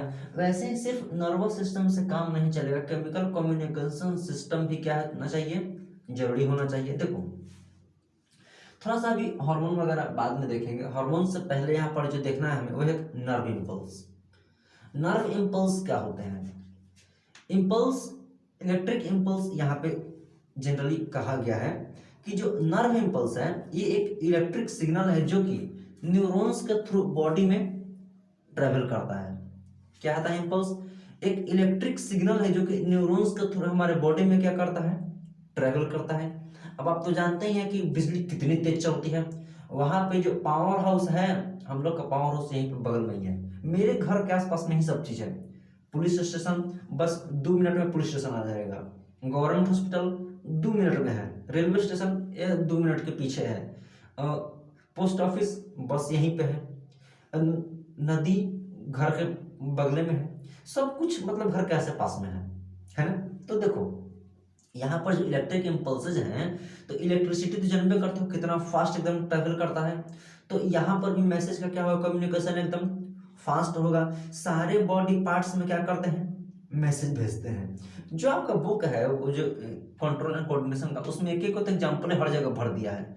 हॉट ऑब्जेक्ट छुआ हाथ जल गया, हाथ ऑब्जेक्ट छुआ हाथ जल गया, हमेशा हाथे जला रहा है, कहीं पे पैर वगैरह जला ही नहीं रहा है। देखो आखिर ये नर्व इम्पल्स ट्रेवल कैसे करते हैं, हाउ नर्व इम्पल्स ट्रेवल। देखो पहले तो ये था कि स्टिमुलस का डिटेक्शन होगा, ठंडा गर्मी कुछ मिला, तीखा नमकीन कुछ मिला, तो स्किन के थ्रू क्या होगा, उसका पहले डिटेक्शन होगा कि पहले है क्या ये। उसके बाद फिर जो डेंड्राइट है वो सिग्नल को रिसीव करेगा। जब डेंड्राइट सिग्नल रिसीव कर लेता है तो वो सेल बॉडी के पास पहुंचेगा। सेल बॉडी के पास पहुंचने के बाद थोड़ा सा वहां पर उसका क्या होगा, प्रोसेसिंग होगी। उसके बाद जो सिग्नल था वो एक्सोन के पास पहुंचेगा, और सिग्नल एक्सोन के पास पहुंचने के बाद सिग्नल फिर कहां पहुंचेगा, न्यूरॉन के पास। एक्सोन से न्यूरॉन्स तक पहुंचाने में जो काम कर रहे हैं वो है साइनेप्स, और कुछ केमिकल न्यूरोट्रांसमीटर हैं वो भी हेल्प क्या कर रहे हैं, बढ़िया से कर रहे हैं, और फिर इफेक्टर वहां पे आगे काम करता है। देखो मिला जुला करके यहाँ पे कहना ये है इसका कि किस तरीके से जो वो इलेक्ट्रिक जो इम्पल्सेज हैं वो हमारी बॉडी में ट्रेवल करते हैं, कि हम लोग जितनी आसानी से कोई चीज़ उठा करके खा लिया पी लिया, सो गए, यहाँ ये कर दिया, मच्छर मार दिया, चूटी मार दिया, ये सब जितना हम आसानी से करते हैं हमारे बॉडी में बहुत ही कॉम्प्लेक्स तरीके से उसका क्या होता है, फॉलो होता है। जैसे जब आप चलते हैं तो हम लोग क्या लगता है कि सिर्फ पैर से चल रहे हैं, ऐसा नहीं है। आपका हर एक स्टेप ब्रेन कमांड कर रहा है कि अगला स्टेप इतना बड़ा होना चाहिए, अगला स्टेप इतना बड़ा होना चाहिए। जैसे कहीं भी आप सीढ़ी वगैरह पे चढ़ेंगे तो अगर आपका अपना घर है तो वो आपका जो ब्रेन है वो नाप लिया है कि एक स्टेप जो है इतना हाइट का है। आंख पे जब पट्टी बांध लेंगे तो आप क्या कर सकेंगे, सही से चल सकेंगे। उसको बोलते हैं कि मतलब ब्रेन एकदम बैठा लिया है कि हर स्टेप पे पैर कितना, इतना ऊपर उठाना है। तो ये होता है कि वो इफेक्टर को काम कह रहा है कि अगला पैर जो है इतना ऊपर उठाओ, अगला पैर इतने ऊपर उठाओ, इस हिसाब से सारा काम हो रहा है।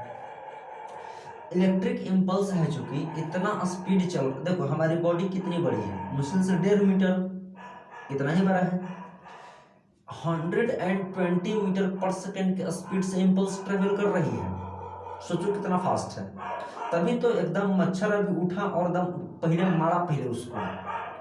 ये इम्पल्स इतना फास्ट है, इसका बेनिफिट भी है हमें। फास्ट कम्युनिकेशन सिस्टम होता है।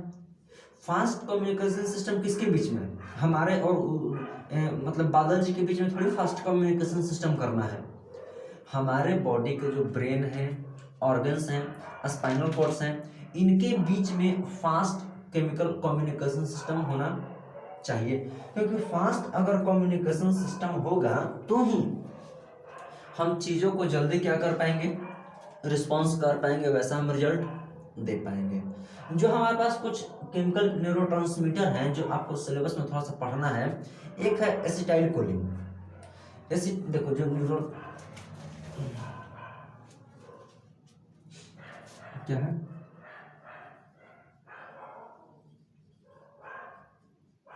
न्यूरोट्रांसमीटर में जो पहला है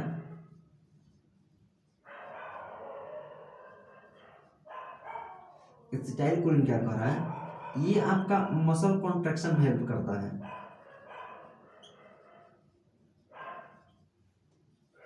किसमें हेल्प करता है, आपका मसल कॉन्ट्रैक्शन में। कॉन्ट्रैक्ट का मतलब होता है सिकुड़ना, कॉन्ट्रैक्ट का मतलब क्या होता है, सिकुड़ना। जैसे मान लो कि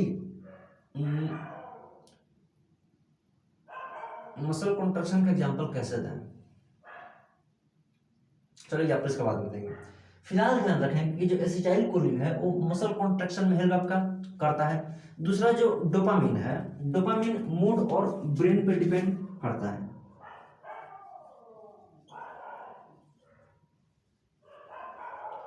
मूड एंड ब्रेन को कंट्रोल करता है। जैसे मान लो जो लोग नशा करते हैं, ठीक, हालांकि नशा करना क्या है, बुरी बात है, नशा से क्या रहेंगे, दूर रहेंगे, और नशेड़ियों से क्या रहेंगे, बहुत ज्यादा दूर रहेंगे।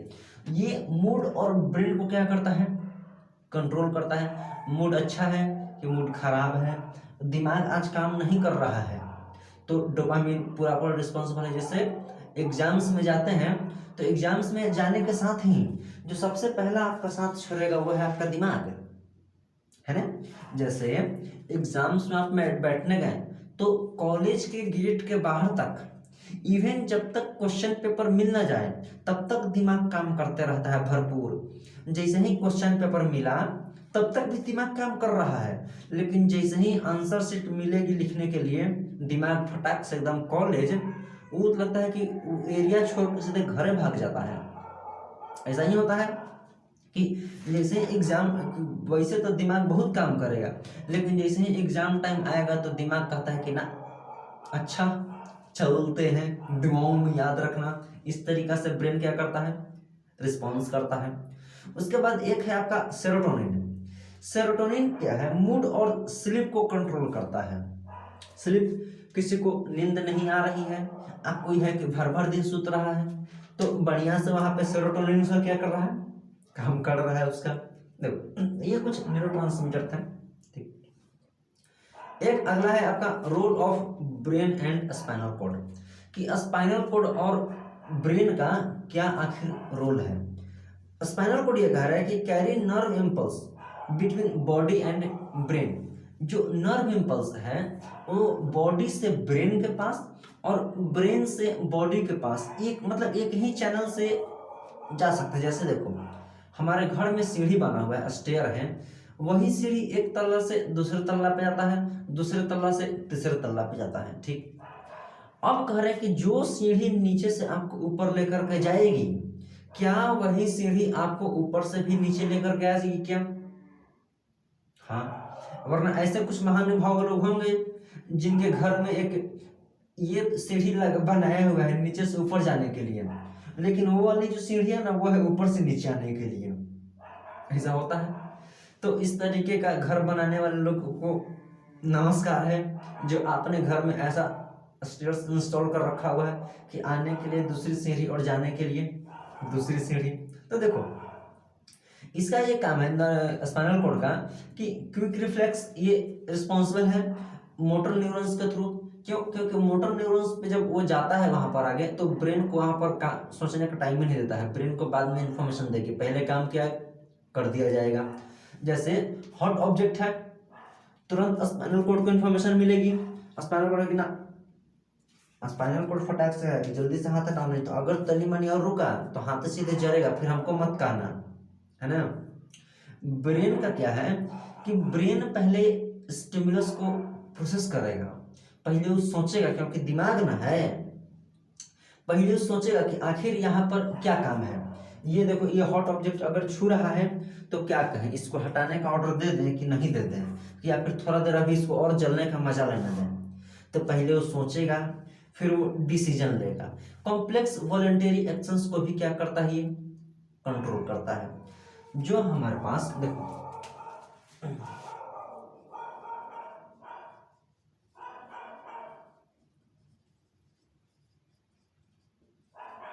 कॉम्प्लेक्स वॉलंटरी एक्शंस क्या होते हैं।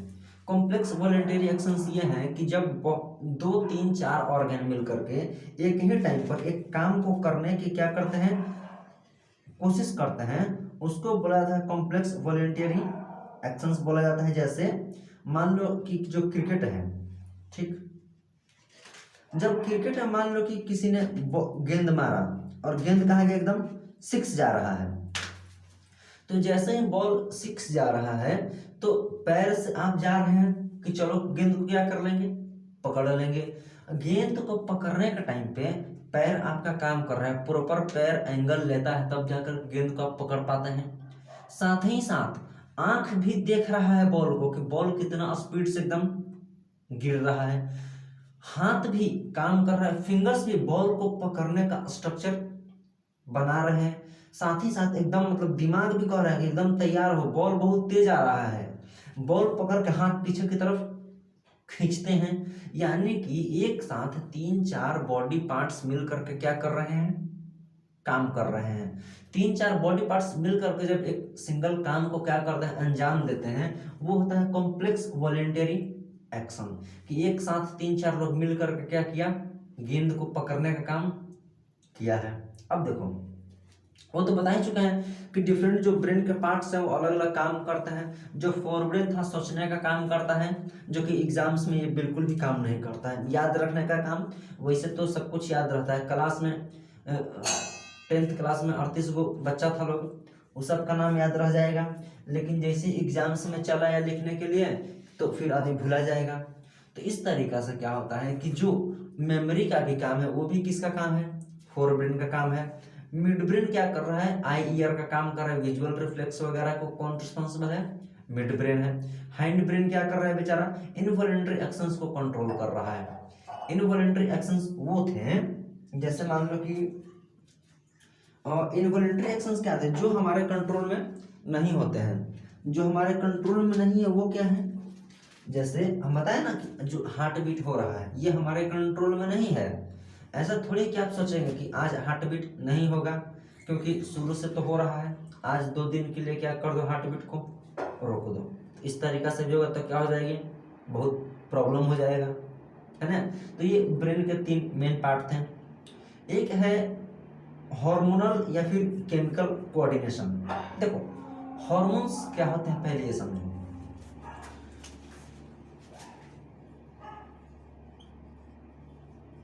हार्मोन्स होते हैं केमिकल मैसेंजर।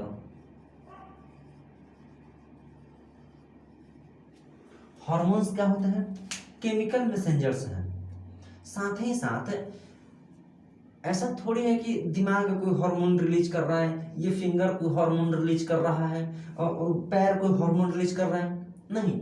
जो हार्मोन्स हैं ये एंडोक्राइन ग्लैंड्स के थ्रू रिलीज होते हैं। एंडोक्राइन ग्लैंड्स के थ्रू क्या होते हैं, रिलीज होते हैं। अब ये एंडोक्राइन ग्लैंड्स क्या है, देखो जितने भी एंडोक्राइन ग्लैंड्स हैं, चलो अभी इसके बाद देखना है। हाँ, तो जो ये हार्मोन्स रिलीज हो रहे हैं, हार्मोन ये ब्लड के थ्रू जो ऑर्गन्स को टारगेट किया गया है वहां पर जाएंगे और उस ऑर्गन का फंक्शन क्या करेंगे, एक्शन क्या करेंगे, कंट्रोल करेंगे। जैसे मान लो कि अगर एक मान लो कि जो पैनक्रियाज है, पैनक्रियाज या फिर शुगर, कोई बॉडी में पेशेंट में शुगर बढ़ गया है, या फिर मान लो कि किसी का ग्रोथ रुका हुआ है, तो ग्रोथ अगर करवाना है तो हार्मोन्स रिलीज होगा, जा करके ग्रोथ के लिए कहे कि चलो आगे बढ़ो, तो थोड़ा सा 1 इंच का ग्रोथ बढ़ेगा। बॉडी को नहीं 5 फीट का बढ़ाना है तो थोड़ा सा और ग्रोथ होगा, थोड़ा सा और ग्रोथ होगा, थोड़ा सा क्या होगा, और ग्रोथ होगा। यानी कि जो हार्मोन्स हैं, हार्मोन्स तो ब्लड के थ्रू क्या करते हैं, जहां उनको पहुंचना है, जो टारगेट ऑर्गन है, टारगेट, जैसे कि देखो पैर में चोट लग गई हो, जख्म हो गया हो, तो हम लोग जाते हैं और क्या करते हैं, दवा लेते हैं। जब हम जा करके दवा लेंगे तो बाकी भले कहीं पे कुछ हो या ना हो, लेकिन जिस जख्म के लिए हम दवा लिए हैं वो घाव क्या हो जाएगा, ठीक हो जाएगा। होता क्या है, और जब आप केमिस्ट्री पढ़ेंगे 12th वगैरह 11th में, तो आप एक कीलॉक मॉडल पढ़ेंगे। कीलॉक मॉडल ये कह रहा है कि जैसे हर एक जो ताला है उसके लिए एक स्पेसिफिक चाबी है, वैसे ही जो जख्म जहाँ पे हो गया, जो घाव है, वहाँ पे एक स्पेशलाइज्ड रिसेप्टर लाइक स्ट्रक्चर बने हुए हैं, और उस दवा के पास क्या है वैसा कि बस जाएगा और वहाँ पे वो क्या कर जाएगा, जा करके चिपक जाएगा। वो बॉडी में कहीं भी वो फिट नहीं होगा। जहाँ पे वो रिसेप्टर्स हैं वहीं पे जाकर क्या करता है, वो स्टिक करता है। साथ ही साथ जो टारगेट ऑर्गन है, जिस ऑर्गन को क्या किया गया है, टारगेट किया गया है कि वहां पे घाव है तो वहां पे जाकर के टारगेट करो, उसका काम क्या है, तो घाव को ठीक करना। तो उस टारगेट जो ऑर्गन वहां पे जाएगा और वहां पे जाकर के अपना काम करेगा वो। इसका बेनिफिट ये है कि हार्मोन्स से क्या है कि ग्रोथ वाले अगर हार्मोन है तो बॉडी का ग्रोथ होगा, डेवलपमेंट वाले हैं तो बॉडी का डेवलपमेंट करेंगे। ग्रोथ और डेवलपमेंट में अंतर होता है, ये आगे कभी क्लास होगा तो बताएंगे। ग्रोथ और डेवलपमेंट में क्या होता है, अंतर होता है। साथ ही साथ मेटाबॉलिज्म कंट्रोल करने में भी क्या करता है, हेल्प करता है। बॉडी में ब्लड शुगर लेवल है उसको कंट्रोल करने में हेल्प करता है। स्ट्रेस कंट्रोल, कहते हैं ना कि वाह बहुत स्ट्रेस हो गया है, किस चीज का, तो एग्जाम का तो भयंकर स्ट्रेस हो गया है, तो इस तरीके से स्ट्रेस कंट्रोल करने में भी क्या करता है, ये हेल्प करता है। साथ ही साथ प्यूबर्टी एंड रिप्रोडक्शन में भी क्या करता है, ये हेल्प करता है। जो हार्मोन्स हैं, हार्मोन्स प्यूबर्टी एंड रिप्रोडक्शन में क्या करते हैं, आपका हेल्प करता है। देखो जो नर्वस सिस्टम है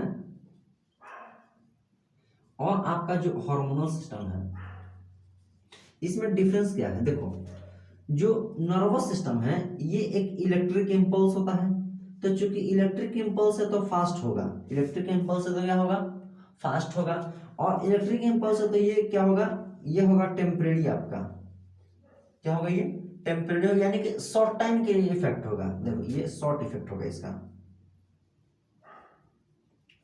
जो हार्मोनल है, हार्मोन कोई इलेक्ट्रिक इम्पल्स नहीं है, ये एक केमिकल है। हार्मोन क्या है, केमिकल मैसेंजर है, तो ये क्या है, केमिकल है।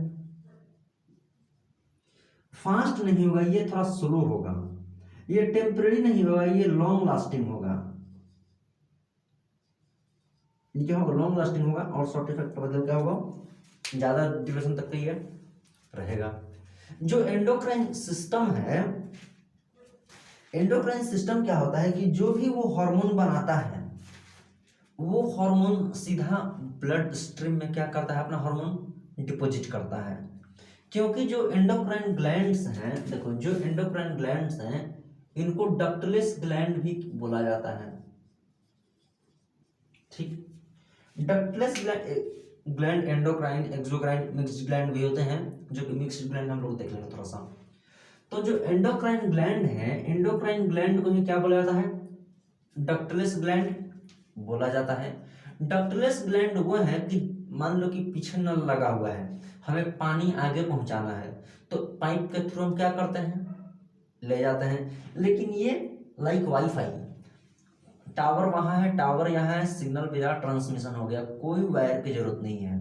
तो ये वैसे एंडोक्राइन ग्लैंड्स हैं जो कि जिनमें कोई डक्ट वगैरह होता नहीं। ये जो इनका क्या है, जो इनका प्रोडक्ट है वो सीधे ब्लड स्ट्रीम में क्या करते हैं, डिपॉजिट करते हैं अपना।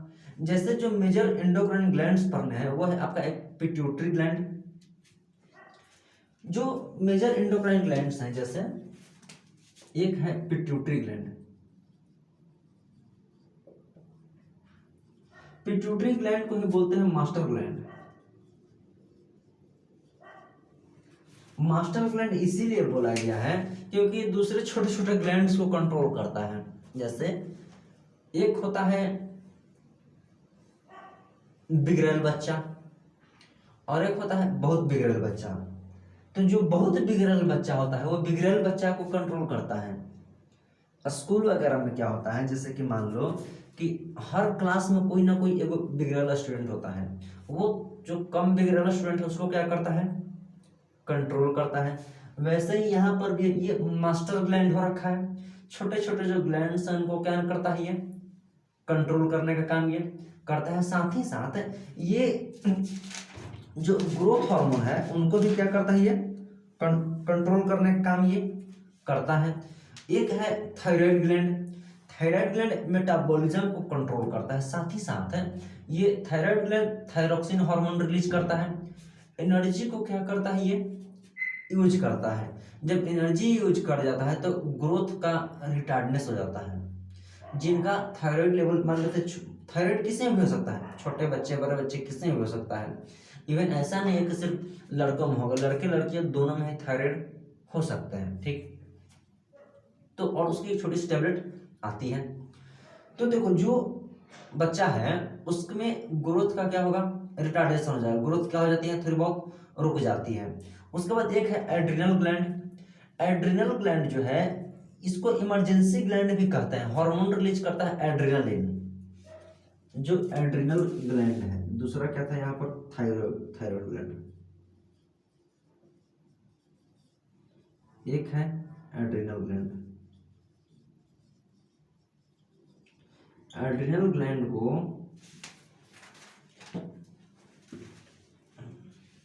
Adrenal gland also known as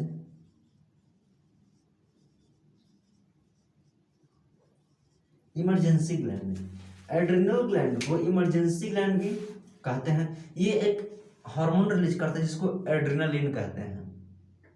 इसको इमरजेंसी ग्लैंड इसीलिए कहा गया है क्योंकि जैसे मान लो अचानक से कोई डर आ जाए, कुछ डर, तो वैसे कंडीशन में जो बॉडी का प्रिपरेशन होगा ये एड्रिनलिन ग्लैंड की वजह से ही होता है। या फिर बहुत ज़्यादा स्ट्रेस आ जाए तो वैसे कंडीशन में बॉडी को कौन कंट्रोल करेगा, ये एड्रिनल ग्लैंड ही क्या करता है, कंट्रोल करता है। स्ट्रेस हो जाए, फियर हो जाए, या फिर मतलब खतरा आने पर बॉडी को प्रिपेयर करना है, तो ये सभी कौन कंट्रोल करता है, ये एड्रिनल ग्लैंड ही संभालता है बाकी सब। एक है पैनक्रियाज। पैनक्रियाज आपका ब्लड शुगर को कंट्रोल करता है कि ग्लूकागोन और इंसुलिन हार्मोन को क्या करता है, ये रिलीज करता है। जस्ट थोड़ा सा और आगे की तरफ बढ़ेंगे तो टेस्टिस वगैरह है।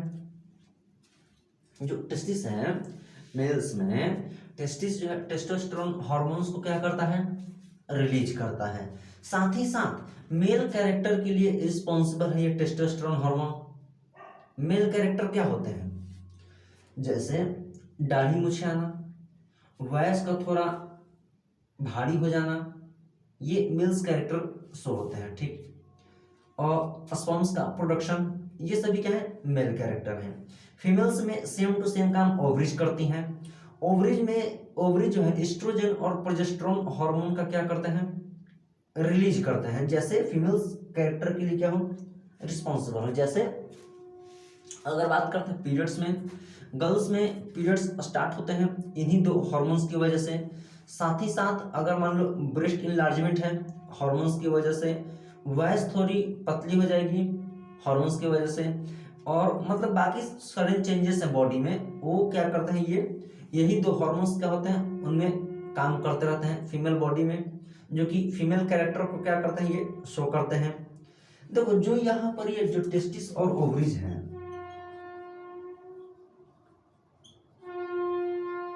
टेस्टिस और ओवरीज को ही मिक्स्ड ग्लैंड कहा गया है। मिक्स्ड ग्लैंड क्यों कहा गया है, क्योंकि जो ये गैमेट्स प्रोड्यूस करेंगे वो तो डक्ट के थ्रू जाएगा यहाँ से वहाँ, लेकिन जो ये हॉर्मोन्स बनाएंगे ये हॉर्मोन्स डक्टलेस है। हॉर्मोन्स डायरेक्टली ब्लड स्ट्रीम में क्या होगा, रिलीज होगा। समझे यहाँ पर, चलो देखो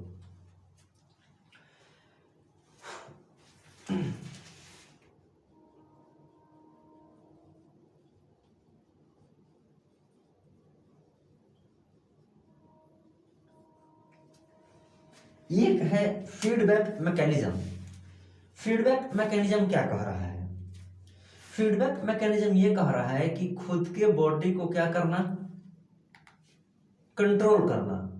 अगर मान लो कि बॉडी में कोई चीज का प्रोडक्शन क्या हो गया है, ज्यादा हो गया है, तो उस प्रोडक्शन को क्या करना, कम करना।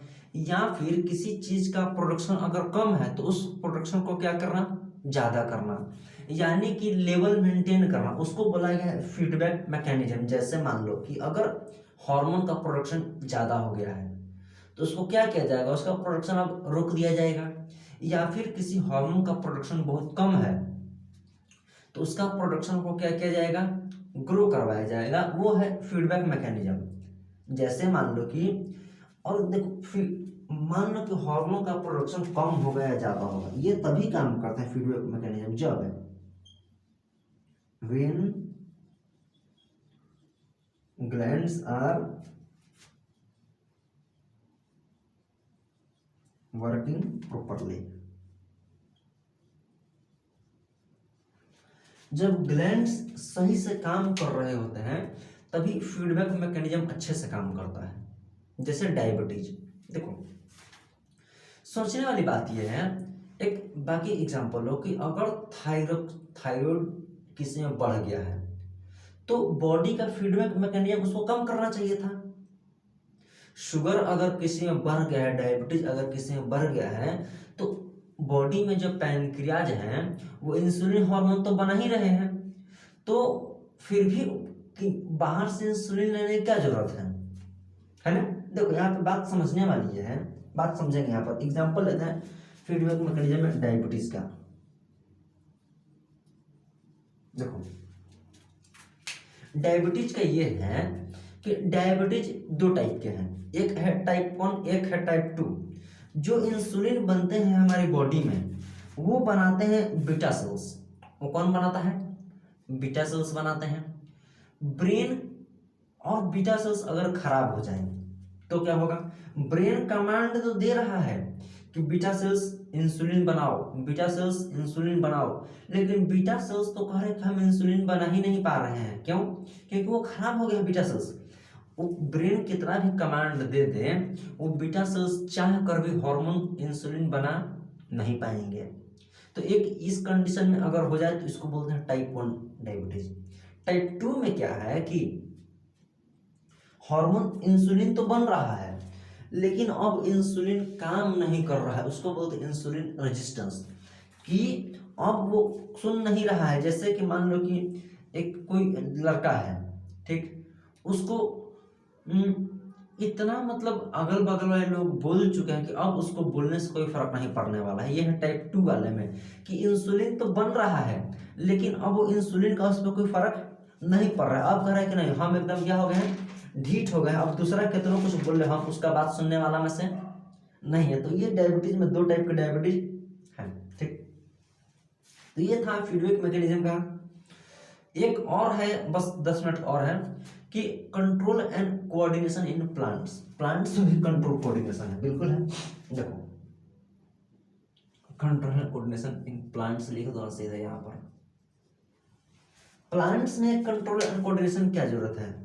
अगर शूट का रूट्स अगर कोऑर्डिनेशन बढ़िया ना हो तो नीचे से पानी खींचने वाला मतलब मजा आ जाएगा। अगर लीफ का अगर कोऑर्डिनेशन सही नहीं हो तो वो फोटोसिंथेसिस नहीं करेगा। सभी प्लांट्स का जो डिफरेंट पार्ट्स हैं वो मिलजुल कर क्या करते हैं, काम करते हैं। जैसे कभी कभी क्या है कि रूट का ग्रोथ है, शूट का ग्रोथ है, ये सभी जितने ग्रोथ हैं प्लांट्स में भी फाइटो हार्मोन्स हैं। फाइटो हार्मोन्स क्या होते हैं? प्लांट के जो डिफरेंट डिफरेंट हार्मोन्स होते हैं सभी, जो ऑक्सिन हो गया, जिबरलिन हो गया, साइटोकिनिन हो गया, ये सभी हार्मोन्स को फाइटो हार्मोन्स कहते हैं। मतलब देखो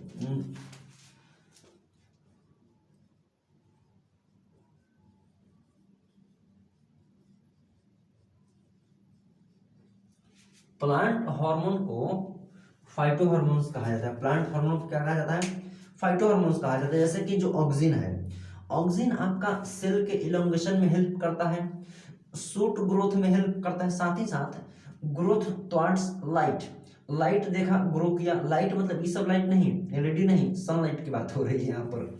आप प्लांट्स को रात में कितना भी एलईडी बल्ब का लाइट दे लो, प्लांट्स रात में फोटोसिंथेसिस नहीं करेगा, रात में तो रिस्पिरेशन ही करेगा वो, है ना।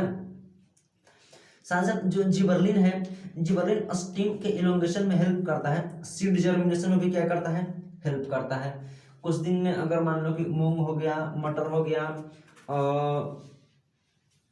चना हो गया, इसको भिगो करके कपड़ा में बांध के रख देंगे तो क्या हो जाता है, वो स्प्राउट कर जाता है, क्या होता है, अंकुर जाता है। तो वो क्या कहलाया, वो मतलब वो जिबरलिन की वजह से हुआ। एक है साइटोकाइनिन। साइटोकाइनिन सेल डिवीजन में क्या करता है, हेल्प करता है। लीफ के सेनेसेंस में भी क्या करता है, डिले करवाता है। सेनेसेंस क्या होता है, ओल्ड एज, बुढ़ापे की तरफ का एज को क्या बोलते हैं, सेनेसेंस बोलते हैं। प्रमोट लेटरल ग्रोथ ऑफ बड। एक है एब्सिसिक एसिड। एब्सिसिक एसिड जो है इसको बोलते हैं एबी।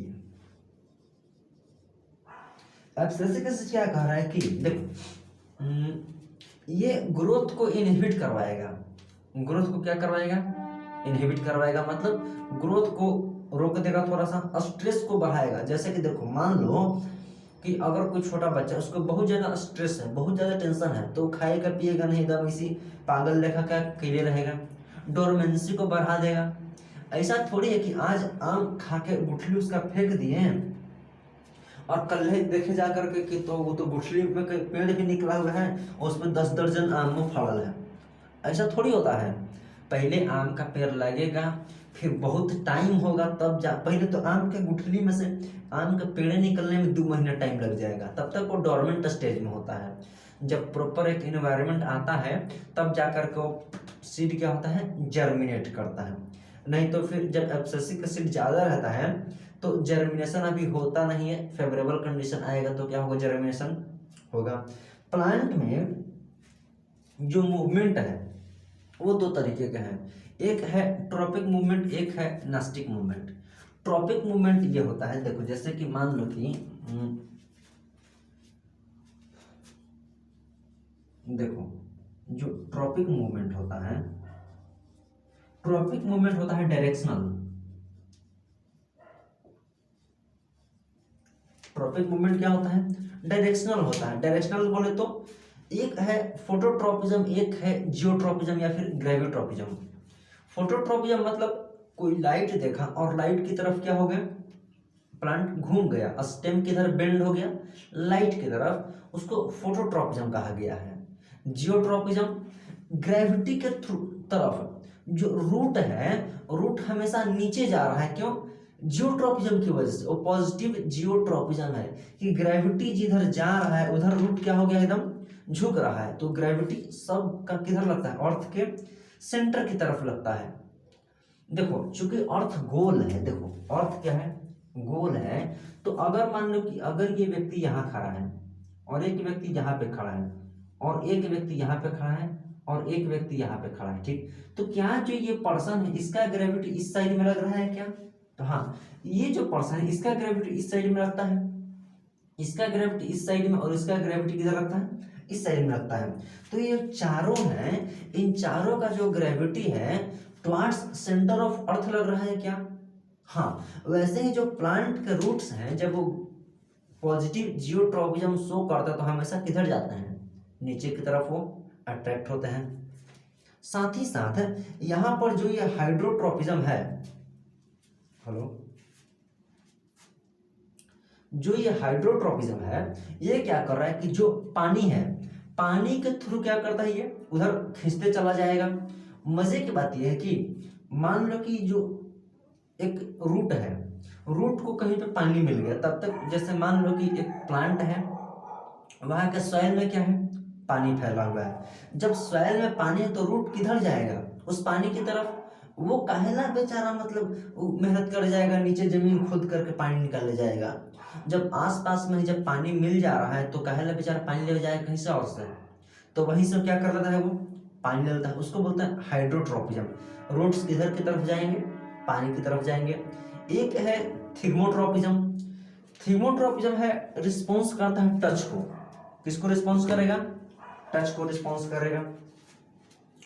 टच को रिस्पॉन्स इसलिए करे, जैसे मान लो कोई अगर क्लाइंबर है, अगर क्लाइंबर मान लो कोई प्लांट है, उसमें टेंड्रिल्स होते हैं, वो आसपास के चीजों को क्या करता है, सेंस करता है, और उसमें क्या करता है, वो टेंड्रिल को लपेट लेता है और उसको सपोर्ट बना करके फिर ऊपर क्या हो जाता है, चढ़ जाता है। उसके बाद फिर एक है नेस्टिक मूवमेंट। देखो नेस्टिक मूवमेंट क्या है,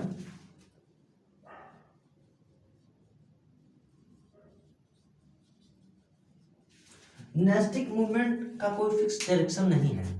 नेस्टिक मूवमेंट क्या है, मतलब एकदम नॉन डायरेक्शनल है, टेम्पररी टाइम के लिए है। जैसे नेस्टिक मूवमेंट में सिर्फ एक ही मिस एग्जांपल आता है पढ़ने के लिए, वो है आपका मिमोसा प्यूडिका। जो छुई मुई का प्लांट होता है या फिर फ्लावर का ओपनिंग क्लोजिंग हो गया, जो छुई मुई का प्लांट है वो क्या करता है, अभी छुआ तो ऐसा थोड़ी है कि जब एक बार वो पौधा का मुंह बंद हो गया तो जीवन भर लगे बंद हो गया। 5 मिनट के बाद जाके देखेंगे तो फिर वैसे ही पलल रहता है सब, फिर छूओगे फिर मुरझा जाएगा, और 5 मिनट बाद देखेंगे कि अच्छा आदमी नहीं है, फिर वापस ऐसे खुल जाता है वो। तो ये था मिमोसा प्यूडिका का। और इसी के साथ जो कंट्रोल एंड कोऑर्डिनेशन का जो चैप्टर है वो पूरा पूरा क्या होता है, कंप्लीट होता है। इसके बाद जो एक नया चैप्टर हम लोग एक कॉन्सेप्ट देखेंगे, वो है हार्ट का, ह्यूमन हार्ट के बारे में थोड़ा सा देखेंगे। तो बढ़िया है, पढ़ाई करेंगे और एग्जाम में बढ़िया करेंगे, ठीक।